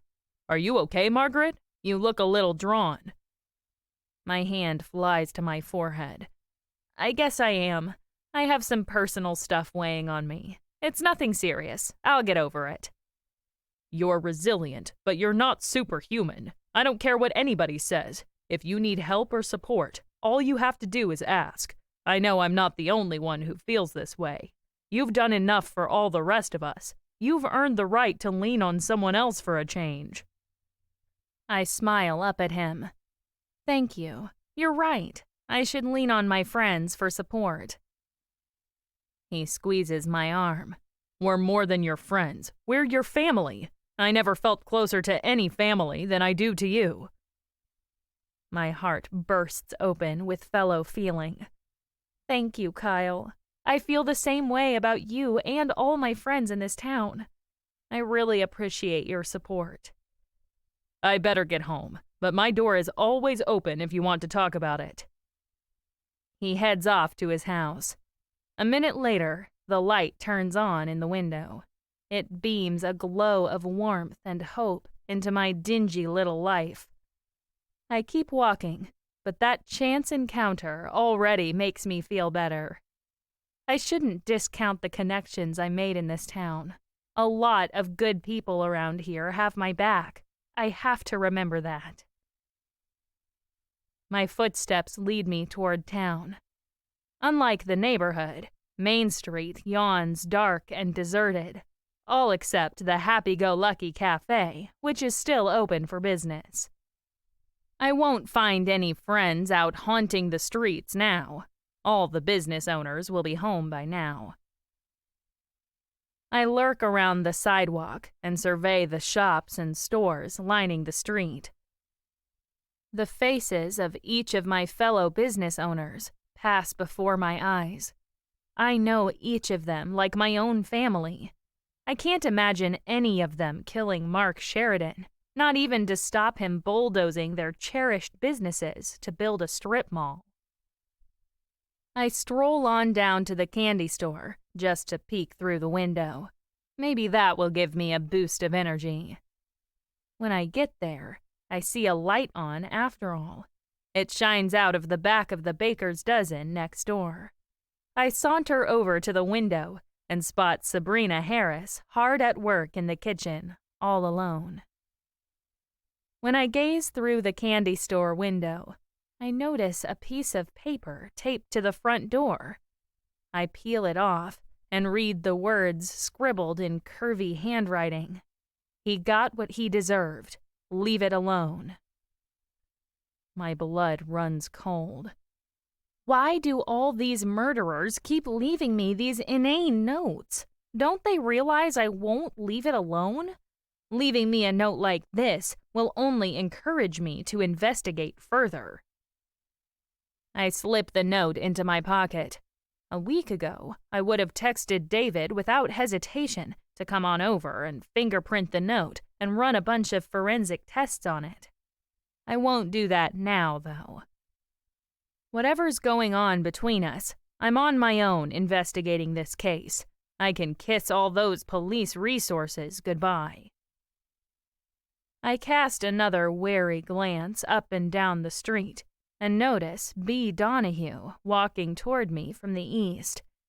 She holds 3 leashes in her hands. They all extend to 3 identical Shih Tzu dogs waddling around her ankles. They all sport the same haircut of their long, silken hair. Each dog's fur dangles in a perfect skirt to the ground to conceal their fast-moving feet. I hail Bea when she gets within range. "Excuse me, Bea, did you see anybody hanging around my store? Someone put a note on the door. Did you happen to see who it was?" She bows her head and keeps walking. "I didn't see anybody. I just got here." I smile down at her dogs.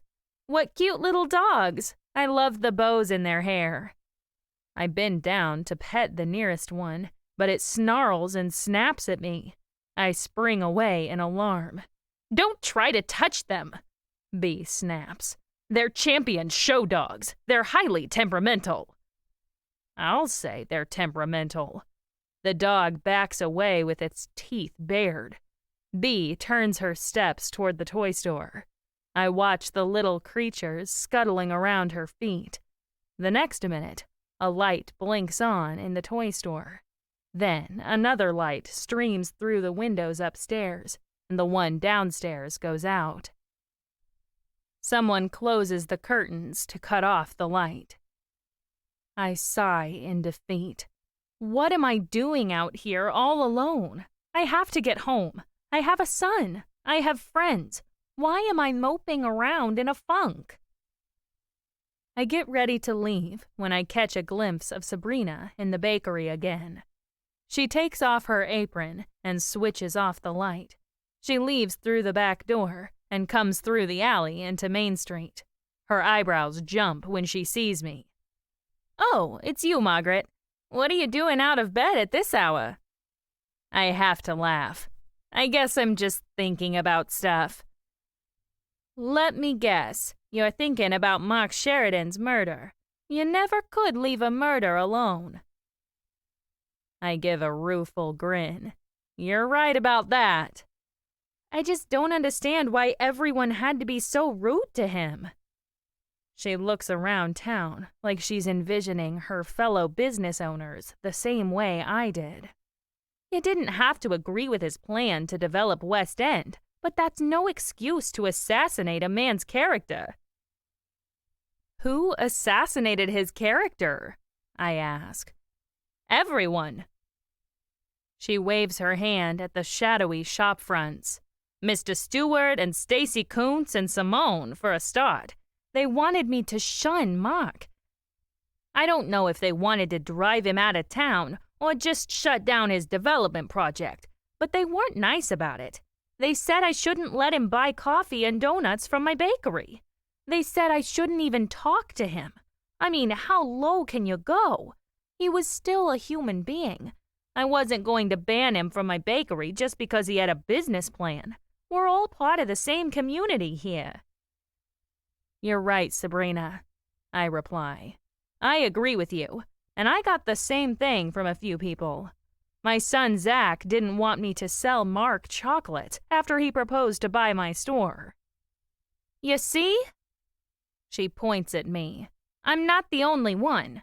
A polite no when he offered to buy the bakery was all I had to say to shut him up. After that, we had a very pleasant conversation.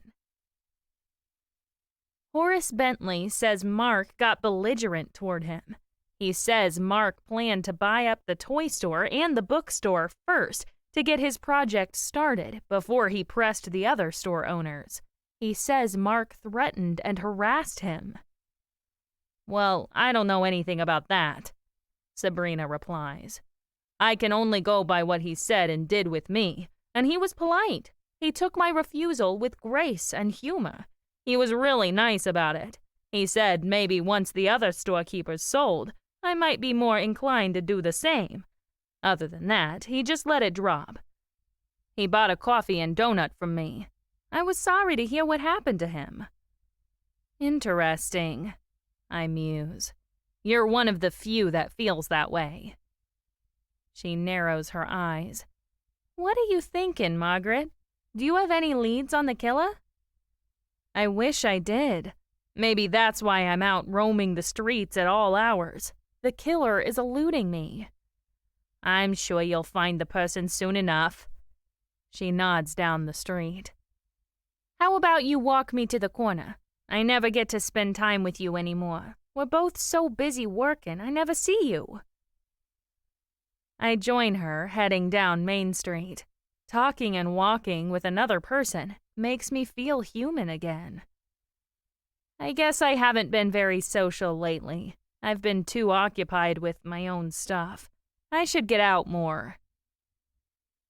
Sabrina halts at the corner and points to the far end of town. You know, Margaret, I was thinking, we should use that empty building that Scott Freeman left behind.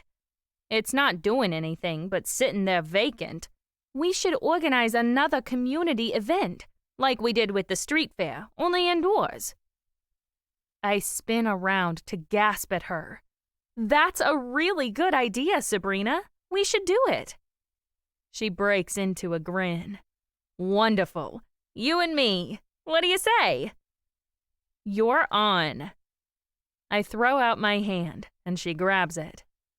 I'll call you tomorrow, and we can start the ball rolling. We both laugh in unison. Excitement and possibility infect us both.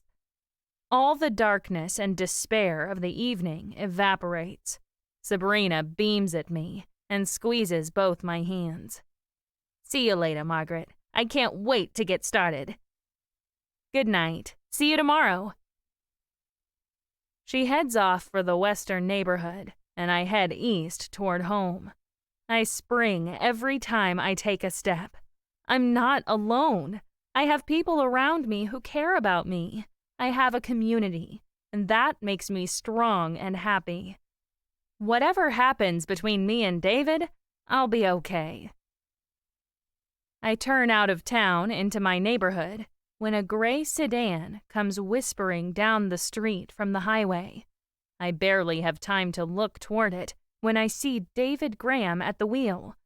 My heart stands still when I see a woman in the passenger seat. She wears her long blonde hair swept up behind her head in a tasteful twist. Her immaculate makeup makes her look young and flawless. Sparkling diamond earrings swing from her earlobes, and a teardrop necklace accentuates her throat above a plunging neckline. No woman dresses like that unless she's on her way out on a date, a very special date. Cold sweat breaks out under my arms. He did not take another woman out on a date. Is that who he's texting? Our fiasco last night rears its ugly head before my eyes. When have I ever looked that good going out with him? Never. That's when. My eyes remain glued to the car as it purrs into town. He parks in front of the Happy-Go-Lucky Cafe. That's the only establishment open at this hour. I glide toward the car. I can't take my eyes off it, even though it horrifies me out of my wits. In a few seconds, David gets out. He opens the passenger door, and his beautiful companion gets out. He offers her his arm, the rat. He escorts her inside. Like some sort of phantom haunting the living, I find myself moving toward the cafe. I open the door and stop by the register. David and his paramour sit opposite each other in a corner booth, away from noise and distraction. His eyes rivet to her face, and his hand covers hers on the tabletop. I stare at the two of them with my mouth open. How did this happen? How did it happen to me? Everything was going so good between us. How could I not see this coming? You know what they say. If it seems too good to be true, it probably is. Just then, Stacy bustles over. Good evening, Margaret. Dining alone tonight? I jerk around to stare at her for a moment. I couldn't get my voice to work for all the gold in California. All at once, I can't stand it any longer. I charge out of the cafe, and I don't stop running until I lock myself in my bedroom, where no one will find me. Chapter 8. Don't ask me how I get through work the next day. I plaster a smile on my face and exchange pleasantries with the customers. But underneath, I'm burning up. I don't know whether I'm coming or going.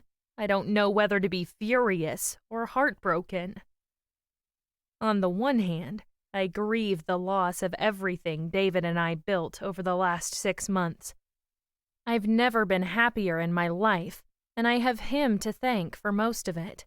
He made me feel smart and beautiful and, well, worthy. Then again, I'm glad to be rid of him. If that's the way he wants to play it, good riddance. I don't need a man who is going to play me for a fool. I'm better off finding out now what he's really made of, so I don't have to waste my precious time on him. Screw him. I don't need him or any other stinking man. I can take care of myself. I can enjoy my time with my friends and neighbors. I can throw myself into my work, and I sure as blazes don't need him to help me investigate crimes. If I want to become a private investigator, I'll do it. I don't care what he thinks or how it affects his career. I don't have to give him a second thought. I'm smart enough and resourceful enough to do it on my own. Even he says so. He always said I was better at interviewing people. He said I had a way of disarming them that no police officer could match. My position as a civilian is my greatest strength. By lunchtime, I feel like myself again, though I'm still steaming over the whole thing. I can't wait to get out of the store, which isn't me at all. Zach takes over at 2 o'clock, and I leave for home. I don't want to hang around to talk to anybody, even if I am over the whole David thing. I get to Simone's door when I spot David's cruiser parked in front of the daycare center. Is he in there interviewing Elizabeth? He's behind the 8 ball. He'll find out everything I found out, only about 2 days late. I gather my resolve to walk past the door when he blows through it on his way outside. He draws up short. Margaret, just the person I was looking for. I grit my teeth. What are you looking for me for? I want to talk to you about the Mark Sheridan case. Everyone I interview has already talked to you. None of them can understand why I don't know what you know. I was beginning to wonder myself. I don't want to get into this right now. I continue walking. There's a cup of hot cocoa at my house calling my name. I don't know. Maybe you should concentrate on the case instead of going out on dates all the time. He stops in mid-stride. What's that supposed to mean? Nothing. I pick up the pace. I have the rest of the day off, so I'm going home. I'll see you around. Hey, wait a minute. He rushes after me. Slow down, I need to talk to you. About what? I ask. You're the professional detective here, not me, as you're so fond of reminding me. Just do your job and solve the case. What is the matter with you, Margaret? He gasps. Why can't we at least talk about the case? We always compared notes before. I need to know if any of these people told you anything they didn't tell me. I round on him with my insides balled up in knots.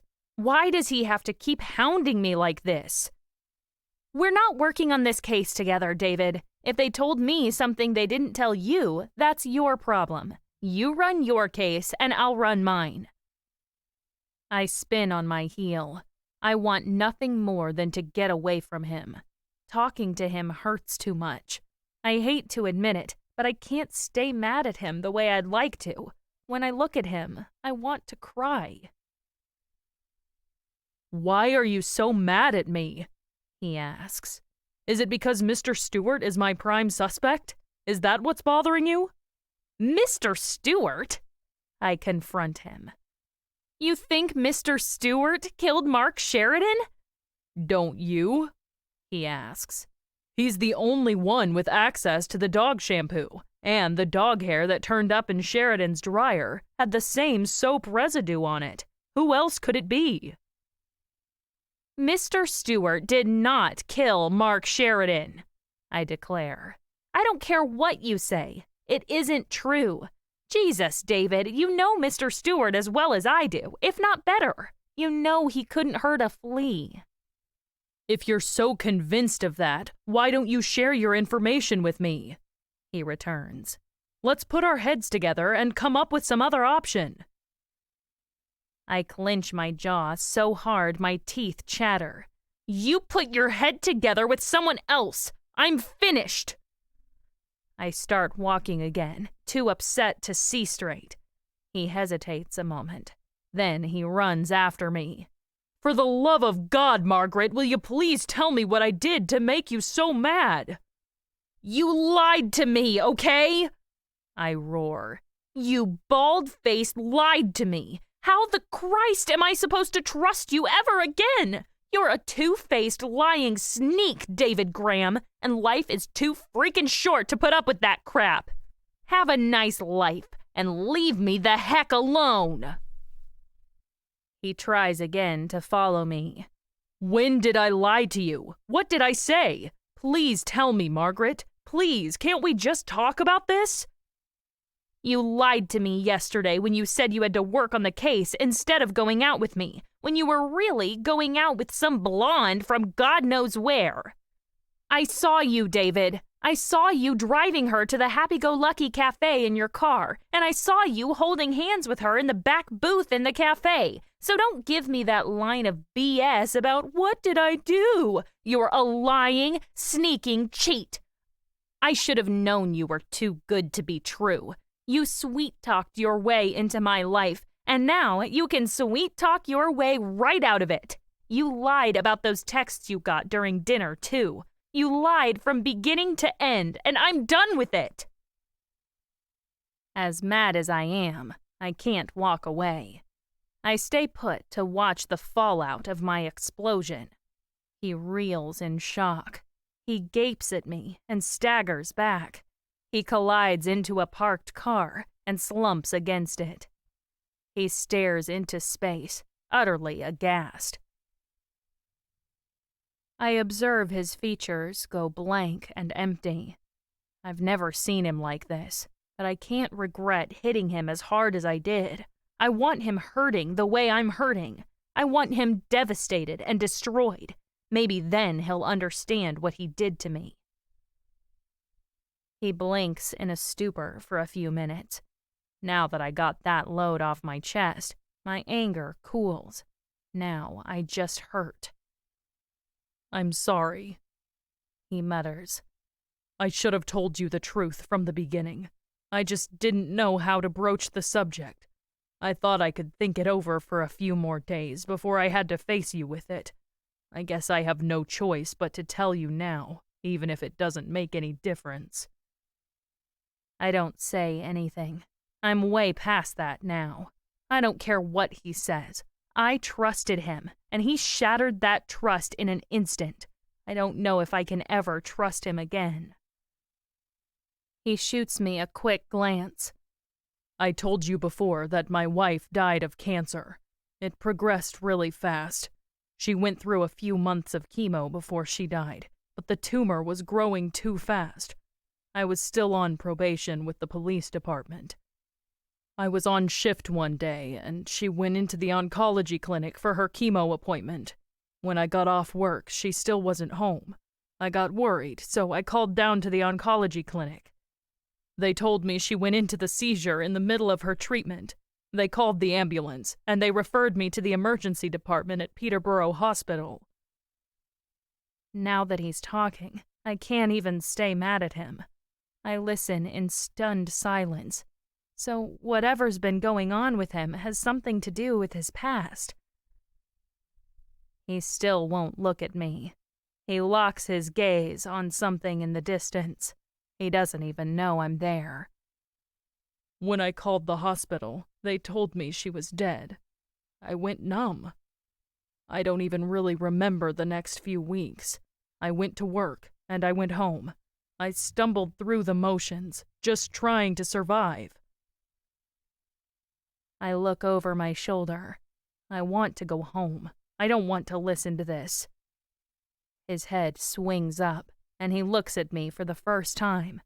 His eyes sparkle with their old fiery life. "What I didn't know at the time was that she went into that seizure because she was pregnant. None of the doctors knew. She didn't even know, because she was still having periods right up until the day she died. We thought the nausea was just a symptom of the cancer. She never really showed. Her weight fluctuated. We never knew. She was 7.5 months pregnant when she died." My eyes sting staring at him. Holy Mother of God! I'm not hearing this. "They rushed her into the operating theater to get her heart stabilized, but it was too late. She went into cardiac arrest, and her body did some sort of adrenaline response. She started having contractions, and she delivered the baby 6 weeks premature. The baby got taken to the NICU. Apparently, the emergency personnel hadn't transferred my wife's records up to the surgical ward yet. So they put Jane Doe on the baby's name card. I'm told they had a big paperwork mix-up at the hospital. The papers got crossed and shuffled and lost. No one told me about the baby. My wife's paperwork never got connected to the baby. She remained a Jane Doe for 7 weeks until she was ready to be released from the hospital. That's when they called in social services, and the baby got adopted out to another family." I swallow hard. Are you telling me you only just found out about this? He stands up and faces me. He draws a long breath. "You have to believe me, Margaret. The last few days have been one continuous muddle for me. That woman you saw me with is the baby's adoptive mother. The girl is 15 now, and she wanted to find out about her birth mother. That blonde you mentioned, Her name is Pauline Dunroy, and she has spent the last 9 months tracking me down. That's why I've been so confused and distant lately. The texts I got during dinner were from her. I couldn't think straight. I didn't know what to think. The first thing they did when they found out the girl's father was still alive was a DNA test. The girl really is mine. Now she wants to meet me. I'm sorry if this hurts you, but I have to do it. I have to have a relationship with this girl. She's the only family I have. My chin falls on my chest. I can't believe the story myself, but it doesn't erase the damage of the last few days. If he's telling the truth, he's still not the person I thought he was. Nothing can go back to the way it was before. My vision clears, and I find myself looking at him as if for the first time. Thank you for telling me the truth, finally. I turn around and start walking home. He walks in silence at my side, but he might as well be a stranger now. I get all the way to my porch before he stops me. He lays his hand on my arm. That touch sends a jet of electricity into me, but it's not the excited exhilaration I used to feel. It's the touch of a stranger who no longer has the right to touch me, not even in an innocent, social way like that. I'm sorry, Margaret. I screwed up. I know that now. Can you forgive me? I can forgive you for screwing up, I tell him. I'm not sure we can repair the broken trust, though. I don't know how to come back from this, or even if we can come back from it. You threw the last 6 months out the window. If there's ever going to be anything between us again, we'll have to start from scratch. He closes his eyes and bows his head. All right, I can accept that. I'll just have to prove myself to you. You can start by leaving me alone. Don't nag me to make up with you. Just give me the space I need to process all this. He nods. I can do that. I need some space, too, so I can make contact with my daughter. His face explodes in delirious rapture. God, you don't know how good it feels to say those words. I can only imagine, but seeing him so happy only stabs me in the guts. I understand. I'll see you around. Congratulations, by the way. I open the door, enter my house, and shut it again, with him still standing there. I don't wait around to see what he'll do. I go up to my room and shut my door on the world.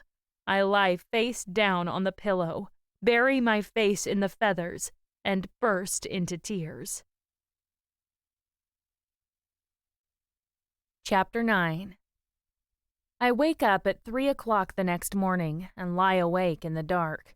I stare at the ceiling, but I can't stop thinking about the case.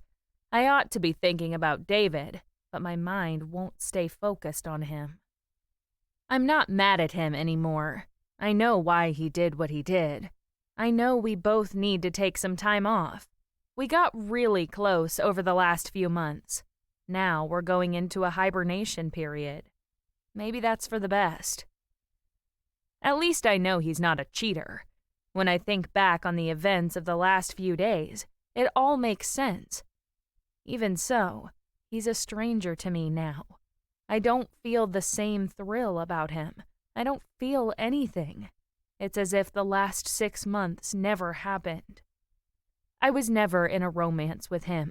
I never went on dates with him. I never did any of it with him. I've been on my own this whole time, and I'm just as strong and capable as if I never dated him at all. Does he feel the same way about me? I can't even think about that. It bears no relevance to my life at all. The case occupies all my attention now. I run through what I know. A lot of people seem to have a motive to kill Mark Sheridan, but none of them have a motive to kill him right away. Of all the available suspects, only 2 had regular contact with dogs, Mr. Stewart and B. Donahue. So that brings us to the soap. Someone had access to professional-grade dog shampoo. They used it on their dog. Then they got their dog's hair on their clothes. They struggled with Mark, injecting the soap into his neck. They transferred the dog's hair from their own clothes to Mark's suit. Then they tried to erase the evidence by laundering the suit. We have only the official record to show that Mr. Stewart used that soap, but he's a retailer. The police didn't check the records of any private individual who might have used the same shampoo on their champion Shih Tzus. Mr. Stewart said Showman used Floral Glow too. David assumed no one else in West End used professional-grade dog shampoo. Now I know there is one competitive dog person in town, B. Donahue. What about motive? Mr. Stewart didn't like Mark Sheridan. Everybody knows that. But that doesn't give him a motive to murder. A man as smart as Mr. Stewart would know he didn't have to kill Mark to stop the development. B is another story altogether. Whether the development went ahead or not, the toy store would still be sold. She had to stop that. And the only way to do it was to stop Mark getting the documents notarized. When David and I interviewed B and Patrick at the toy store, B acted all surprised that Patrick agreed to sell the store, but that could have been nothing more than an act. She could have found out somehow. She could have overheard Patrick and Mark talking. She could have heard Mark tell Patrick he had to get the documents notarized.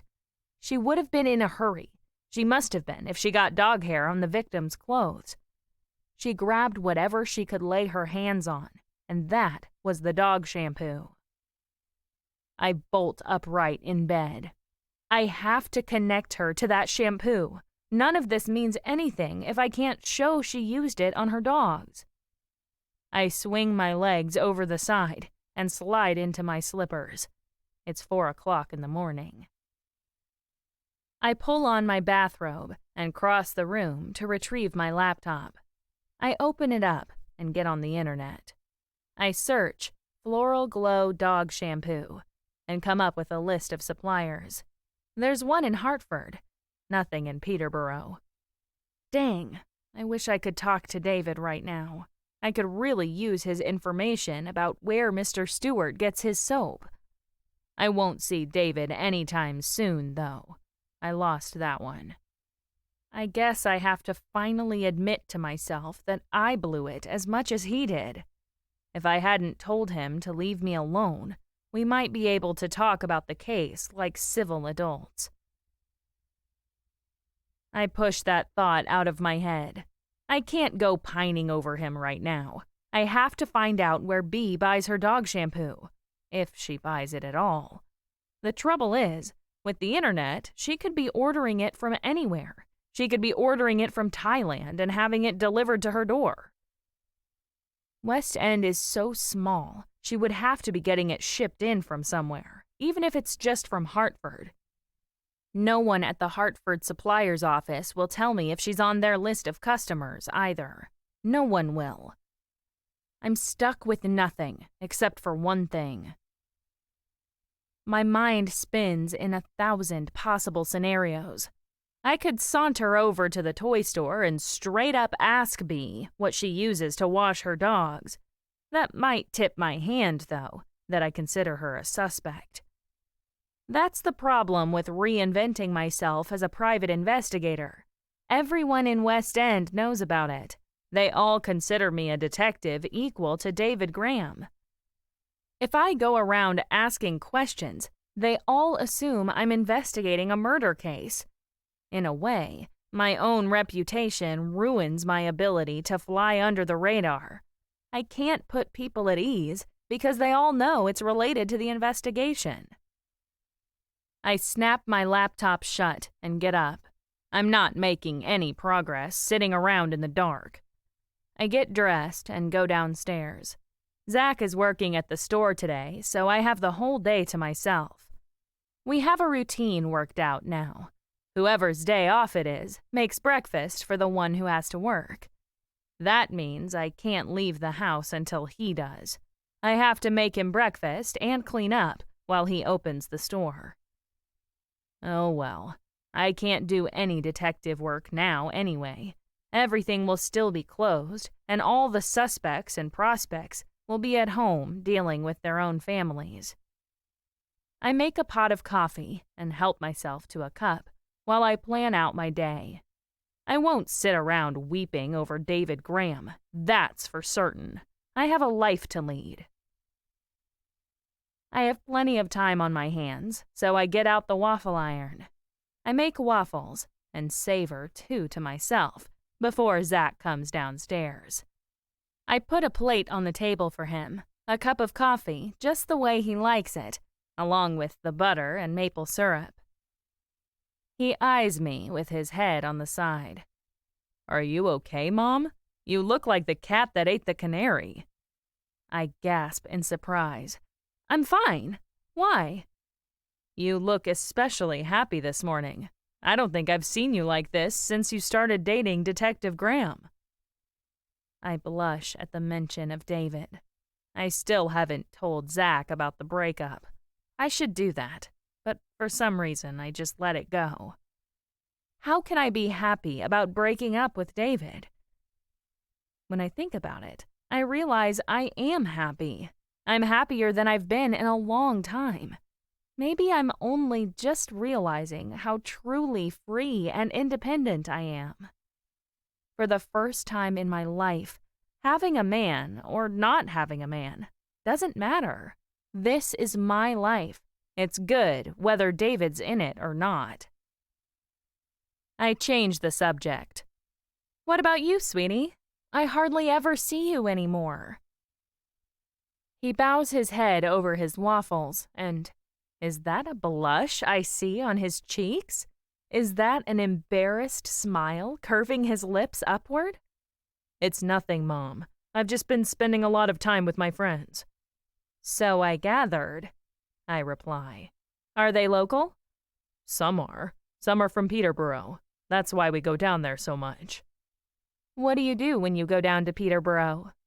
I ask. Do you go to bars? Do you go to the movies?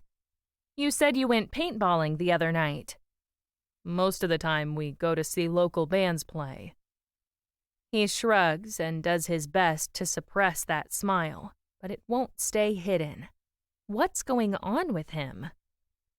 So when am I going to meet these friends of yours? If some of them are local, you should bring them into the store so I can meet them. He looks away and stuffs his mouth with waffle so he doesn't have to answer me. I can see this line of discussion makes him uncomfortable, so I let it drop. I take my dishes to the kitchen and start cleaning up while he eats. In a few minutes, he brings his coffee cup and plate to the sink. He kisses me on the cheek from behind. I better get going. I'll see you tonight, Mom. Have a good day. I love you. He leaves. I sneak into the living room to watch him out of sight through the window. That's my boy. Tall and handsome, socially adept, smart. He's a catch. I certainly hope he's not into anything bad. That would be my worst nightmare. I finish the kitchen and put the whole house in order before I make my move. I collect my handbag and head down the street toward town. I get all the way to Main Street. I see David's car parked in front of the vacant lot. He leans against the fender, flipping the pages of his notebook. Now I can't ignore him, but I don't want to. We both have to live in this town. If our relationship really is all over, we still have to deal with each other. The sooner we start doing that in an amicable way, the better. I square my shoulders and walk up to him. He snaps his notebook closed and straightens up. Are you okay? I nod. I'm fine. How are you doing? He nods back. I'm okay too. I was hoping I would see you today so we could talk about stuff. Me too. I don't want there to be any bad blood between us. I want us to get along. We're neighbors and friends. I don't want that to end, even if we can't be, whatever we were before. I feel the same way, he replies. I still like you and respect you as much as ever. I shrug. Hey, can I ask you a question? Sure, anything. Can you tell me who Mr. Stewart gets that dog shampoo from? I ask. Who is his supplier? His face lights up. I was going to ask you about the dog shampoo, too. He gets it from an outfit in Pennsylvania. It's called Petastic. It's a big pet supply warehouse that carries everything pet-related. I checked their customer list. He's the only one on it from West End. I suppose they only supply retailers. Is that right? That's right. Why do you ask? You seem awfully sure he's not the killer. What do you know? I know B. Donahue has 3 champion Shih Tzu dogs. I need to find out if she uses Floral Glow too, and where she gets it. If she uses it, that could explain how the hair got on Mark's suit. She even had a stronger motive to murder because her husband agreed to sell the toy store to Mark without her knowledge. She was against the sale and wanted to stop it. He frowns and nods. All at once, his head shoots up and he smiles at me. It's really good to talk to you about the case again. I would hate to spoil our professional relationship, even if we can't be, whatever we were before. I can't help but smile back at him. Talking to him feels so good. I would hate that too. I missed talking things over with you. He rocks from one foot to the other. Listen to me.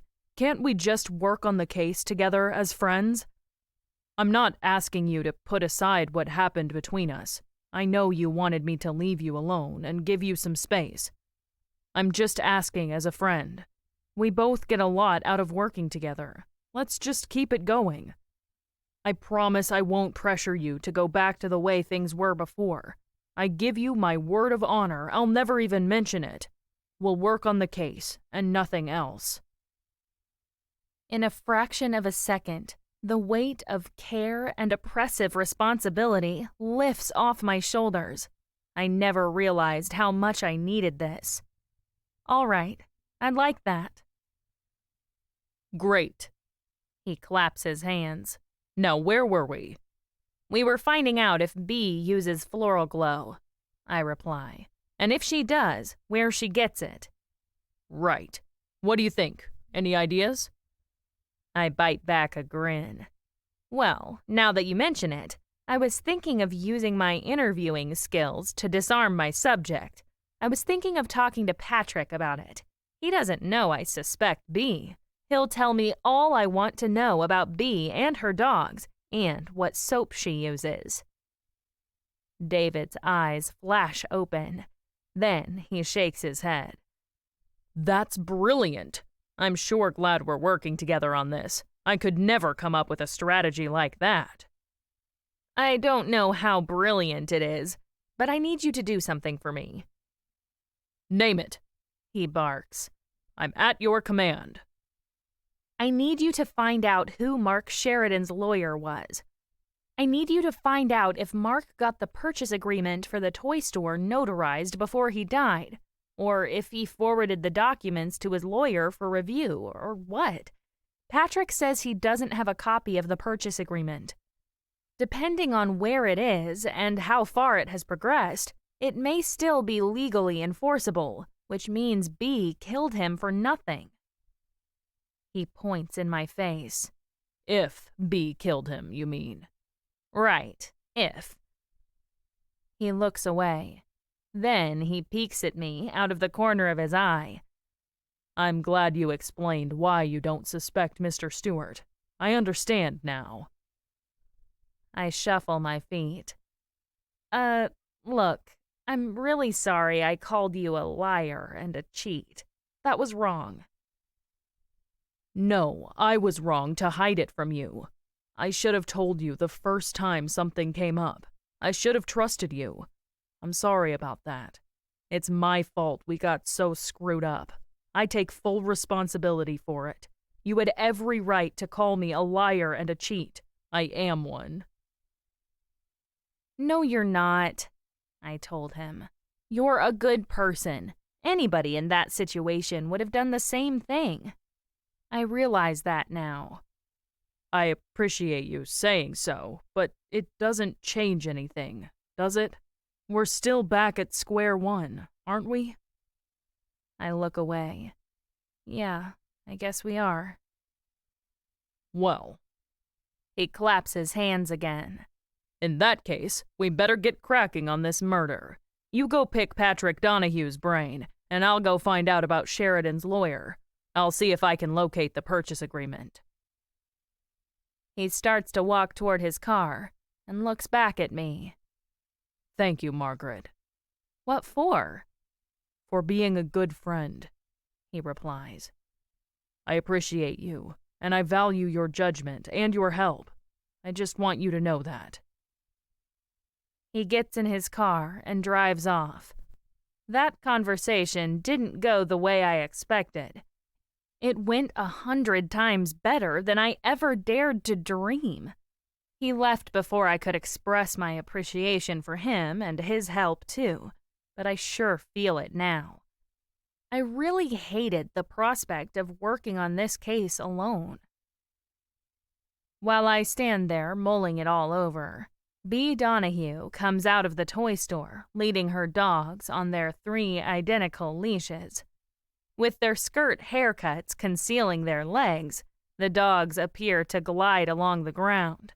They look like miniature aliens that move without legs. Bea passes me without saying anything. That alone would make me suspicious. Everyone in this town greets each other like family. Every other business owner on Main Street chats to me about murder cases and candy and community happenings. Bea would have no reason to avoid talking to me if she didn't have something to hide. I swivel to watch her walk away. She goes to Mr. Stewart's shop and leads her dogs inside. My stomach flips. So she takes her prize dogs to Mr. Stewart for grooming. If that's the case, my whole theory about her using Floral Glow flies right out the window. There will be no record of her buying it or using it. She might still be the killer, though. She could still get Floral Glow tainted dog hair on her clothes and on Mark's suit. I buck up and make tracks for the toy store. I want to corner Patrick while Bea is out. Then she won't catch wind that I'm prying about her. I breeze into the toy store like I'm on an outing with the church group. I find the counter deserted, just as I suspected. I ring the bell and holler through the back door. Hello? A few seconds later, Patrick appears. Hello, Margaret. What can I help you with? Actually, I'm here to talk to Bea. I lie. Is she around? She just stepped out. Is there anything I can do for you? As a matter of fact, I begin. I was hoping I could ask her something about those dogs of hers. I understand she competes with them and they win prizes and stuff. Do you know who does the grooming for the dogs? She does it all herself, he replies. She spends hours a day washing and brushing them and cutting their hair just so. During the competition season, it gets really ridiculous how much time and attention and stress she puts into those dogs. If I wasn't such an easygoing and patient husband, I might even get a little jealous of the little beasts. I laugh in spite of myself. That's odd. I could swear I saw her going into Mr. Stewart's grooming parlor with them just the other day. I assumed he did the grooming for her, but I wasn't sure, so I wanted to ask her to be sure.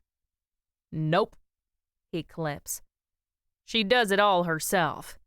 She goes in there sometimes if she wants a new comb or something and doesn't want to wait for it to come in the mail. Okay, I understand now. Do you know what kind of soap she uses? Do I ever? He exclaims. She uses some poisonous goo called Floral Glow. I ought to know because I'm deathly allergic to the stuff. It stinks up the whole house and makes my eyes water. I swear I've almost suffocated from the fumes more than once, but she'll never use anything else. She says it's the best, and since all the other competitors are using it, she has to use it too. That's her excuse, anyway. Any idea where she orders it from? I ask. She gets it from some pet supply store in Hartford. We go down there once a month to buy bulk groceries from Costco. It saves running to Peterborough every time we want something. I don't suppose she keeps a record of what she buys, I venture. Does she keep track of what she spends on the dogs? You better believe she does. She claims it all as a tax deduction for business expenses. She has the whole thing set up. She claims her competition winnings as income and offsets it with the expense she puts into taking care of the dogs. It's a side business for her. She pays for the goods with a credit card linked to a separate bank account and keeps all the receipts. I nod, but inside, I'm going crazy. This information is pure gold. If he's right, all the police have to do is get a warrant for her business records. We can prove she bought the dog shampoo on her business bank account. Can you tell me the name of the store where she buys it? It's called Animal Companions. It's on Chelsea Boulevard in Hartford. Thank you, Patrick, I tell him. I appreciate your help. By the way, you haven't heard from any of Mark Sheridan's legal representatives, have you? They haven't contacted you about the purchase agreement, have they? I haven't heard a thing, he replies. I'm starting to think it might have gotten lost in transit somewhere. It could happen, I tell him. I've heard of some colossal paperwork screw-ups in the past few days. I skedaddle out of there. I don't want Bea to catch me questioning her oblivious husband. Chapter 10. I stop by the baker's dozen and talk to Sabrina about her plans for the community market. We agree that she'll canvass the residents of West End to drum up support. Meanwhile, I will contact Scott Freeman's widow, Sophie, about the empty building. She inherited it from Scott, but I'm pretty sure she sold it, or at least tried to. She'll tell me who owns it now. I need to talk to her anyway and find out how things are going for her down in Alabama with her mother. After I leave the bakery, I turn my steps toward the candy store to see how Zach is getting along. I nearly reach the door when I come face to face with David and that blonde woman walking side by side toward me. I freeze in my tracks. I don't know what to do with myself.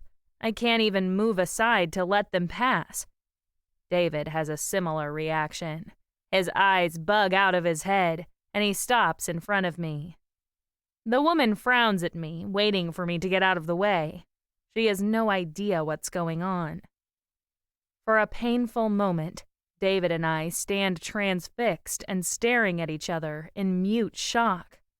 My insides go numb, and I can't think. We might have stood there all day without moving if Zach didn't come out right at that moment. Hey, Mom, I'm glad you're here. Could you come help me out with something real quick? Oh, hi, Detective. I break out of my trance and hurry into the candy store. I get inside and turn to the window to see David and the blonde walking on. They go to the bakery and disappear into it. I drift into a daze again.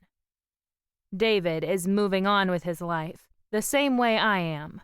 He's associating with people I don't know and talking to them about subjects of which I'm not a part. I can't share those things and relationships and subjects. Zach startles me out of my wits. Are you okay, Mom? Who was that woman with Detective Graham? I whip around. Huh? Oh, I don't know. Now, what did you want me to look at? He leads the way to the counter. I found an accounting error with that order we just received. The supplier double-charged you for the Laffy Taffy. I called them up and they said they would credit us for our next order. I blink at him. Is that all? Yeah, I just wanted you to know. I wanted to get your approval that I handled it on my own. I didn't want you to come back later and say I kept it from you or something. I smack my lips in annoyance. Sweetheart, you don't have to get my approval for things like that. Just handle it. We're supposed to be partners. I just wanted to be sure. I wanted you to know what was going on with the store. After all, it is your store. I put my arms around him.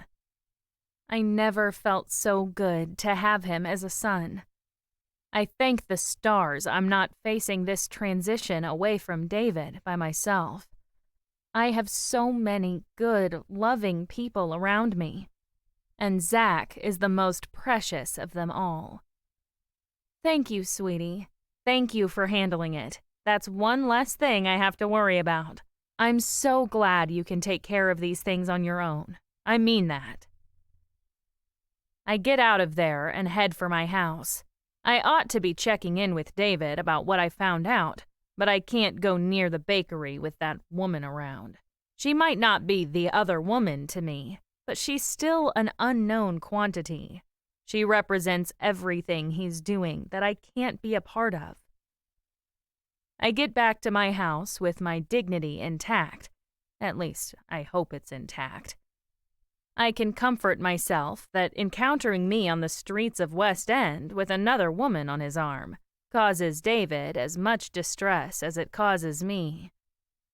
I doubt the blonde will ever know what that confrontation was all about.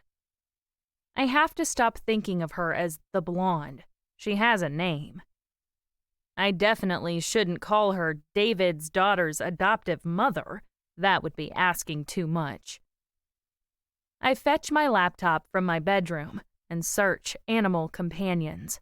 Sure enough, they carry bulk containers of Floral Glow dog shampoo. That's perfect. Now all we have to do is establish the paper trail that shows Bee bought it in quantity to use on her dogs. I sit on the sofa, staring at my computer screen.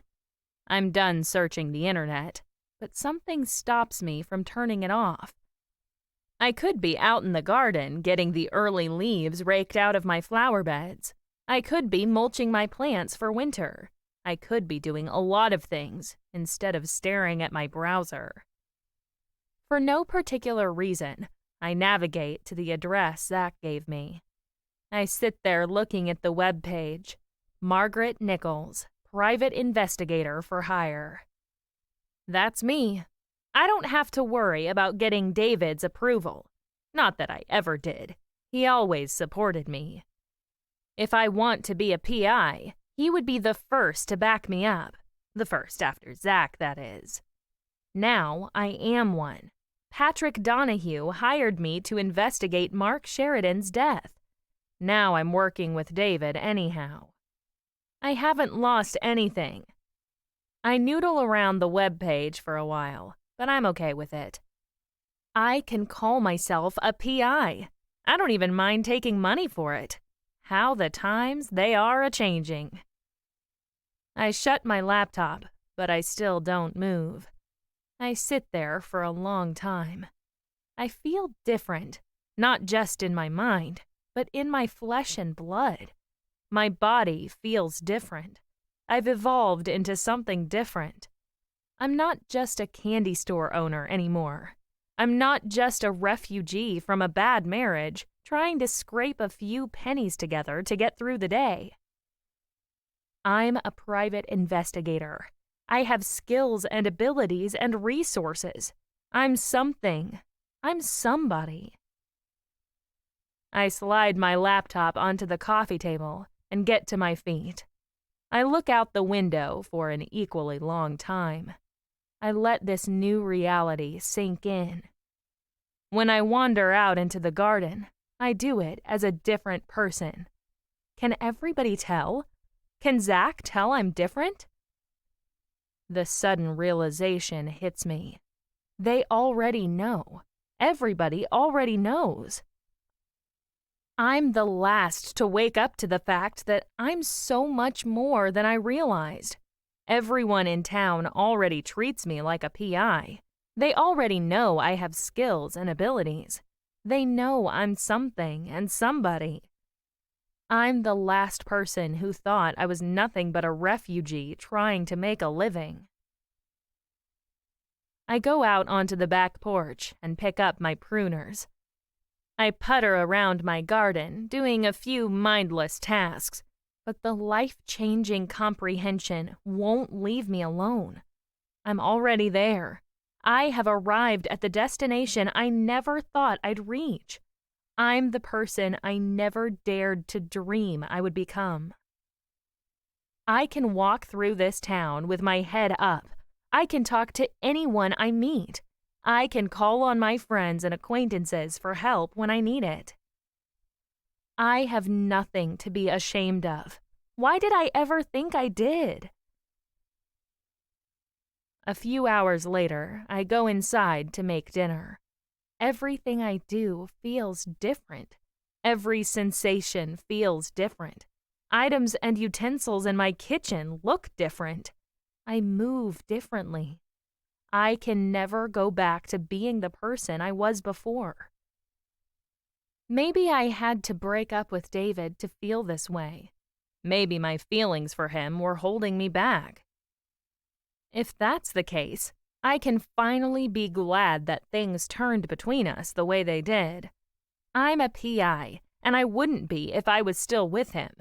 For that, I'm grateful. Zach gets home to find me cleaning the oven. He stands in the kitchen door and scowls at me. I call to him over my shoulder. "Hi, honey. How was your day?" He flings himself into a chair. "It was exhausting. I'm going to bed early tonight." I laugh. "I guess that means you're not going out with your friends." "No, I'm not. I'm telling you, Mom, I think I've been burning the candle at both ends. I think I need to slow it down a little." I stand up and run my wrist across my forehead. I turn around to face him. I'm not surprised. You can't expect to work a job and run down to Peterborough every night. You'll wear yourself out. He kicks off his shoes. "Is this what getting older feels like? How do you stand it?" I laugh out loud again. "No, son, this is not what getting older feels like. Look at me. I'm more than twice your age, and I have more energy than ever. You just have to know how to preserve yourself and not push yourself too hard. Get a good night's sleep. Maybe take a few days off from hanging out with your friends. Cut your activities back to the nights when you have the following day off work. You'll be fine." I strip my rubber gloves into the sink and get busy putting dinner on the table. He sits in the chair, a sagging sack of sad, and watches me. I flip the tablecloth in front of him. He observes me with no expression. Then he shakes his head. "How do you do it, Mom? How do you have a boyfriend and run a business and solve mysteries and keep up a garden? How do you manage to do all that and still have enough energy to make a nice dinner like this?" I can't help smiling at him. I don't, you know. I do it by not doing them all at once. Sometimes I work on the business. Sometimes I make dinner. Sometimes I work in the garden. I don't do everything at the same time, and neither should you. Pace yourself. Take time to breathe and get plenty of rest. That's my advice. "Thank you, Doctor." He hauls himself to his feet. He takes his shoes upstairs and doesn't come down for half an hour. I put dinner on the table and take extra care to make it nice. I light the candles and arrange the cutlery just so. I don't have a boyfriend anymore, so I better value the people I do have. If I can spend some of my life's energy making their lives better, I'll be better for it too. Zach comes down in his pajamas and bathrobe. He stops in his tracks when he sees the table. I'm sorry, Mom. I didn't know you were going all out. I'll go change back into my clothes. No! My hand shoots out. Don't do that. Come sit down just the way you are. Are you sure? I'm very sure. You're fine the way you are. Please. I wave toward the chair. He tiptoes into the room. He hesitates before he finally sits down. He really does look a lot older. He must be more tired than either of us realized. I take the roast ham out of the oven and set it on the table. I carve him off a slice and one for myself. Then I serve him a portion of asparagus and a tossed salad with artichoke hearts. I take a bite of the ham and chew it while I regard my son across the table. You're scheduled to work tomorrow, too. Why don't I take over for you? Just this once. You can rest tomorrow. I don't think that's a good idea, he returns. When I have days off, I get into trouble. I cock my head to one side. When have you gotten into trouble? From what I can see, you're a model citizen. Only when you're around, Mom. He gives me a wry grin. I didn't mean that kind of trouble. I meant when I have time off, I usually spend it with my friends. I think I better stick to the assigned schedule. That will keep me on the straight and narrow until I acclimate to the new normal of responsible adulthood. I laugh again. Now it's his turn to cock his head. He studies me with his unerring eye. You're really happy, Mom. Do you have a date with Detective Graham tonight? Is that why you made this special dinner? I cast my eyes down to my plate. I move my carrots back and forth. What can I say to him? I dread his reaction when he finds out the truth. Did I say something wrong, Mom? He asks. Not at all, sweetheart. I don't have a date with David tonight. We had a little bit of a breakup. His eyes shoot open. What? What did he do? Don't tell me he cheated on you or anything like that. I'll rip his legs off if he did anything to hurt you. It's not like that, I murmur. I was worried about that, but it isn't that. We had a little misunderstanding that led to a bigger understanding. We both realized we both need to take some time off. That's all. He narrows his eyes at me. I don't like the sound of this. What happened? I sigh and bow my head. I wish I could tell you, but I think I better keep it confidential for now. That's for him to reveal, not me. I'm sure you and all the rest of West End will find out very soon. You won't be able to miss it. All at once, with no warning, he slams his fist down on the table. The impact makes the cutlery rattle, and one of the candles splutters. Blast it! He snaps. I jump out of my skin. What? What's wrong? I was really starting to appreciate you going out with him, and now you split up with him. You were so happy with him. I never saw you so happy, Mom. Now what's going to happen? I don't want to see you go back to the way you were when you first left Dad. I slump back in my seat in relief. I won't, sweetheart. I'm still happy. That's the most curious part of this whole thing. I was happy with David, and I'm just as happy now. I mean, look at me. Do I look unhappy? I'm not saying I'm glad we split up, but maybe it's for the best right now. Besides, it doesn't affect my happiness. I can be happy with him or without him, because my happiness comes from me. I choose to be just as happy with him as away from him. It's weird. I never thought it could be this way, but it is. He peers at me between the candles. You're right. You're just as happy now as you've been in the last few months. I didn't think it was possible. I thought he made you happy, but I guess it was you all along. I'm amazed.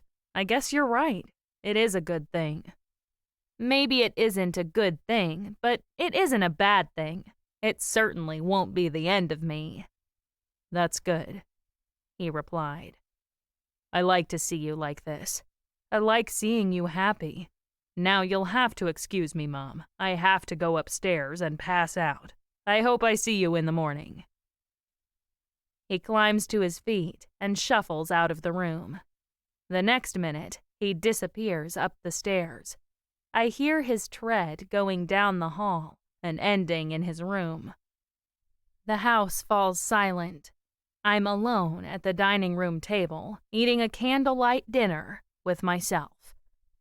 I never thought I'd be happy to be alone, but I am. I can enjoy this meal as much by myself as with anyone else, be it David or Zach or anybody. I'm good company for myself, and the sensations of candlelight, good food, comfort, and security fill me with pleasure as much as if someone else was sitting opposite me. They fill me with as much pleasure as if I was in a fancy restaurant with a handsome man who admires and adores me. I take another bite of the ham, the meal I prepared just for myself. I made it exactly the way I wanted it. I enjoyed making it as much as I enjoy eating it. Life is good. Life is filled with pleasures of all kinds. And the greatest part is that they all come from me. I carry them with me, and I create them for my own enjoyment. Chapter 11. While I'm busy washing the dishes and cleaning the kitchen, someone steps up onto the front porch. I hear footsteps stop in front of the door, but whoever it is doesn't knock. I wait, but nothing happens. I don't hear them walk away either. Who could it be? After another wait, I dry my hands and peek through the curtains. My eyes spring open when I see David standing out there, but he doesn't knock. I open the front door. What are you doing out here? Why didn't you knock? He shifts from one foot to the other. He scans the house to avoid looking at me. I wasn't sure if I should. I mean, what with everything going on, I wasn't sure if I should bother you. Why shouldn't you? I asked. We're still on speaking terms. What did you want to talk to me about? I wanted to touch base with you about the case, he replies.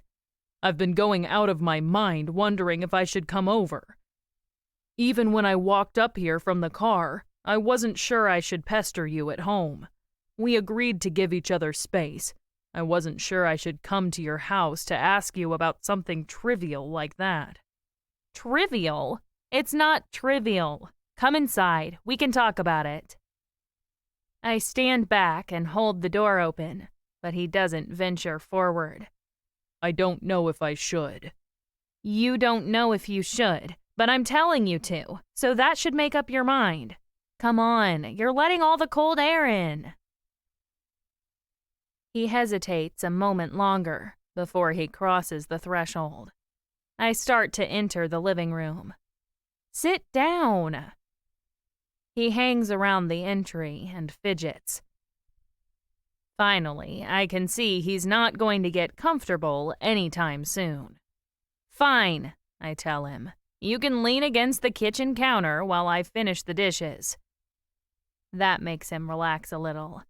I go back to my work while he lounges a few feet away. So, what did you find out about Bea and her dogs? She uses Floral Glow, all right. She runs a little side business raising and showing the dogs. so she keeps records of all her purchases and expenses. Patrick says she keeps all her receipts to claim as tax deductions, and she does all the grooming herself, so she almost certainly got their hair on her clothes. Did you locate the lawyer? I talked to him, David replies. He never got the purchase agreement. That means Mark never sent it. That means the documents must still be in his house or somewhere. I thought of that, so I sent the forensics team back to his house, he tells me. They scoured the whole place and found nothing. The documents aren't in his files. They aren't on the hard drive of his computer. They weren't in that affected attaché case of his either. It could have been under the cover of his scanner. Did they check there? Yes, Margaret, he groans. They're trained experts. Of course they checked there. I frown. That's odd. Where could the papers be then? You got me. That's why I wanted to talk to you. Any ideas? None at all, but they must be somewhere, I exclaim. A guy like Mark Sheridan wouldn't let a signed purchase agreement just disappear. I agree. Patrick is going out of his mind about it, too. He called me up this afternoon when we were in the middle of searching the house. He got all worked up. He said his whole future depended on that agreement. He's going to have a hard time if the legalities don't hold up, I point out. Even if we find the documents, some judge could rule them unenforceable. Then he'd be out of luck and stuck with the toy store.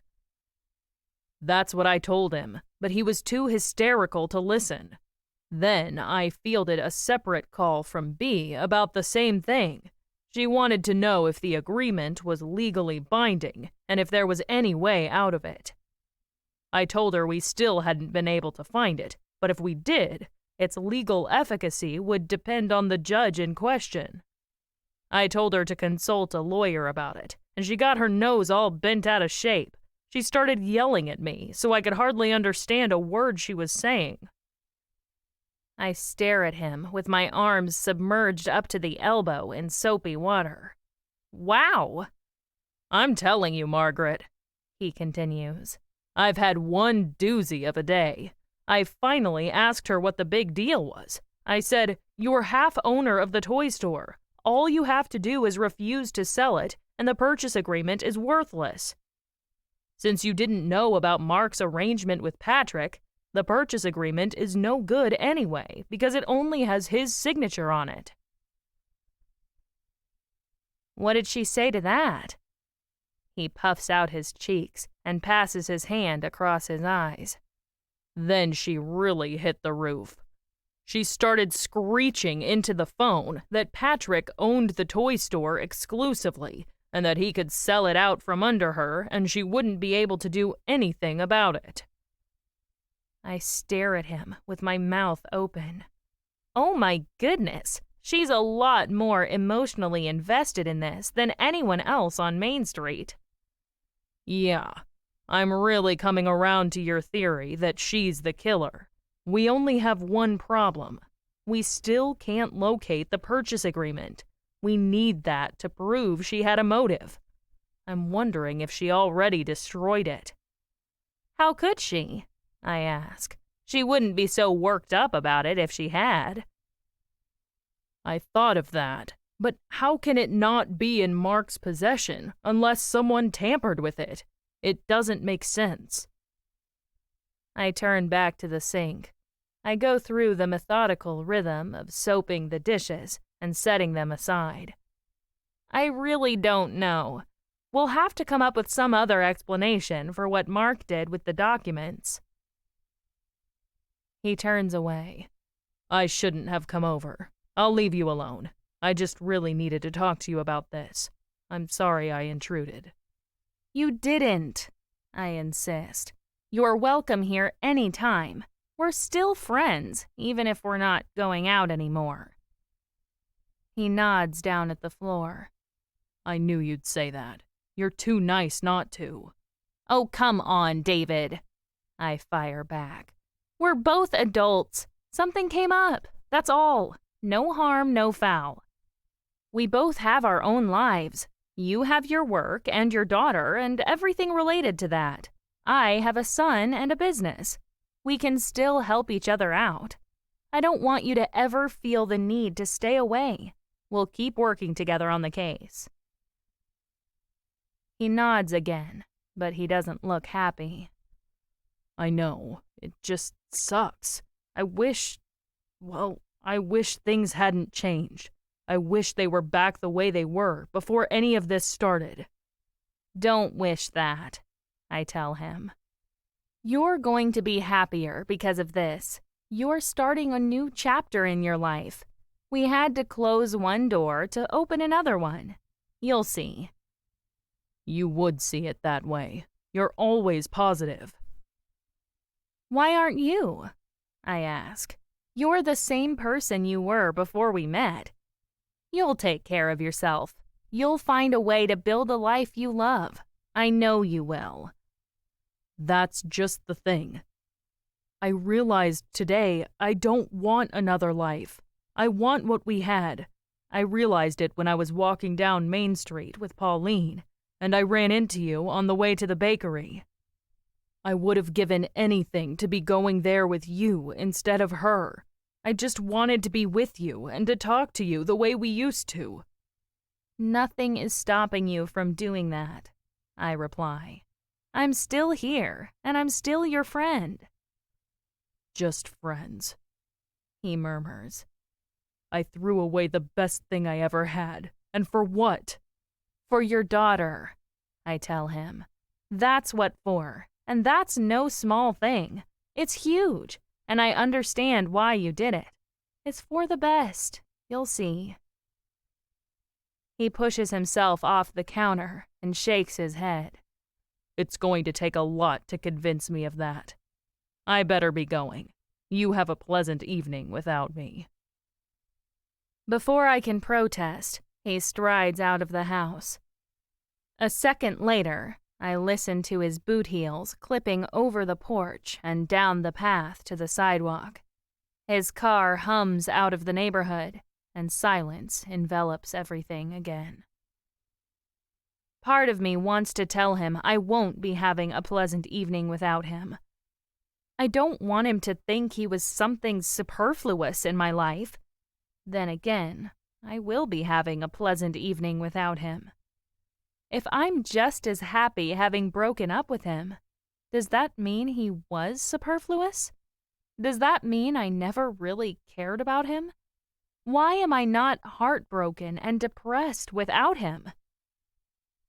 At the same time, he has to learn to take care of himself without me. If he's going to do that, he should start now, and he should start away from me. I can't do it for him. My mothering instinct might like to, but that's not the best thing for both of us right now. After I finish the kitchen, I wander around the living room for a while. I end up back on the couch with my laptop in front of me.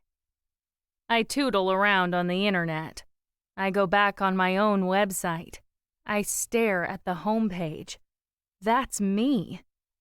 I'm a private investigator, and someone hired me to investigate Mark Sheridan's death, so what am I doing sitting around the house? I should be out investigating. Something shifts in my mind. I stare blankly into space, and a lot of competing ideas whiz together in a confused soup. We have proof enough that B. Donahue could have killed Mark. We have a paper trail showing she was exposed to dog hair that was washed in Floral Glow dog shampoo, and she had a large supply of it, all ready to inject into the victim's neck. All we need is the purchase agreement. It isn't at the lawyer's, and it isn't at Mark's house. So where is it? Neither of the Donahues would be fretting about it if they had it. That doesn't leave many options where it could be. The real problem is that now B knows we don't know where it is. If she is the killer, she'll be as hot to find it as we are, maybe more so. I clap my laptop shut and leap off the couch. I don't bother telling Zach where I'm going. He'll be dead to the world until morning. I grab my jacket and march out the door. Chapter 12. I wind my way through the darkened streets of West End, but I don't look right or left. I head for Mark Sheridan's house. Don't ask what I hope to find there after a team of trained forensic technicians already surveyed the place more than once. I slow my pace when I get near the house. To my surprise, I don't see the yellow cordon tape across the yard anymore. David must have taken it down when the forensics team finished their work. Why should they cordon off the house when there's nothing to find? I climb the porch and find the door unlocked. I let myself in and head straight for Mark's desk. The forensics team would have gone through every paperclip in the place. They might be trained experts, but they obviously missed something. I stand behind the roll-top desk and switch on the lamp. Where's the first place a businessman would put a sensitive purchase agreement he just scored? Any businessman worth his salt would have scanned it and emailed it straight to his lawyer. I start ransacking Mark's desk and find the printer scanner in the cabinet nearby. All the wires and power cable come through the cabinet's back wall. I pull the machine out and start going over it with a fine-toothed comb. There's nothing under the cover and nothing in the paper tray, so Mark didn't print anything. What other alternative explanation is there? Let's say he scanned it, but the lawyer never received it. How could that happen? I fall on the desk again. I rifle every piece of paper and pull open more cabinets. I freeze in my tracks when I find an old-fashioned fax machine in the cabinet next to the printer. Is it possible someone in the world still uses these things? Back in ancient times, people faxed documents like this, but the forensics team would have searched that too. I crouch down in front of the cabinet. Between Mark Sheridan's attaché case and the lawyer's office, this dinosaur of a machine acts as the gatekeeper upon which all other operations depend. I put out my hand to touch it, but I shrink away at the last second. Some part of me recoils from reverting to a Neanderthal state by making contact with this relic of a bygone era. Then I pull myself together and seize the thing. To my amazement, it's all hooked up with wires in the back, just like the printer. A phone cable comes from it and leads through a hole in the cupboard.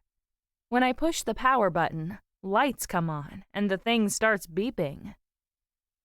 I set it on the floor between my knees. Like the printer, I don't find any document in the feed tray or the outlet slot.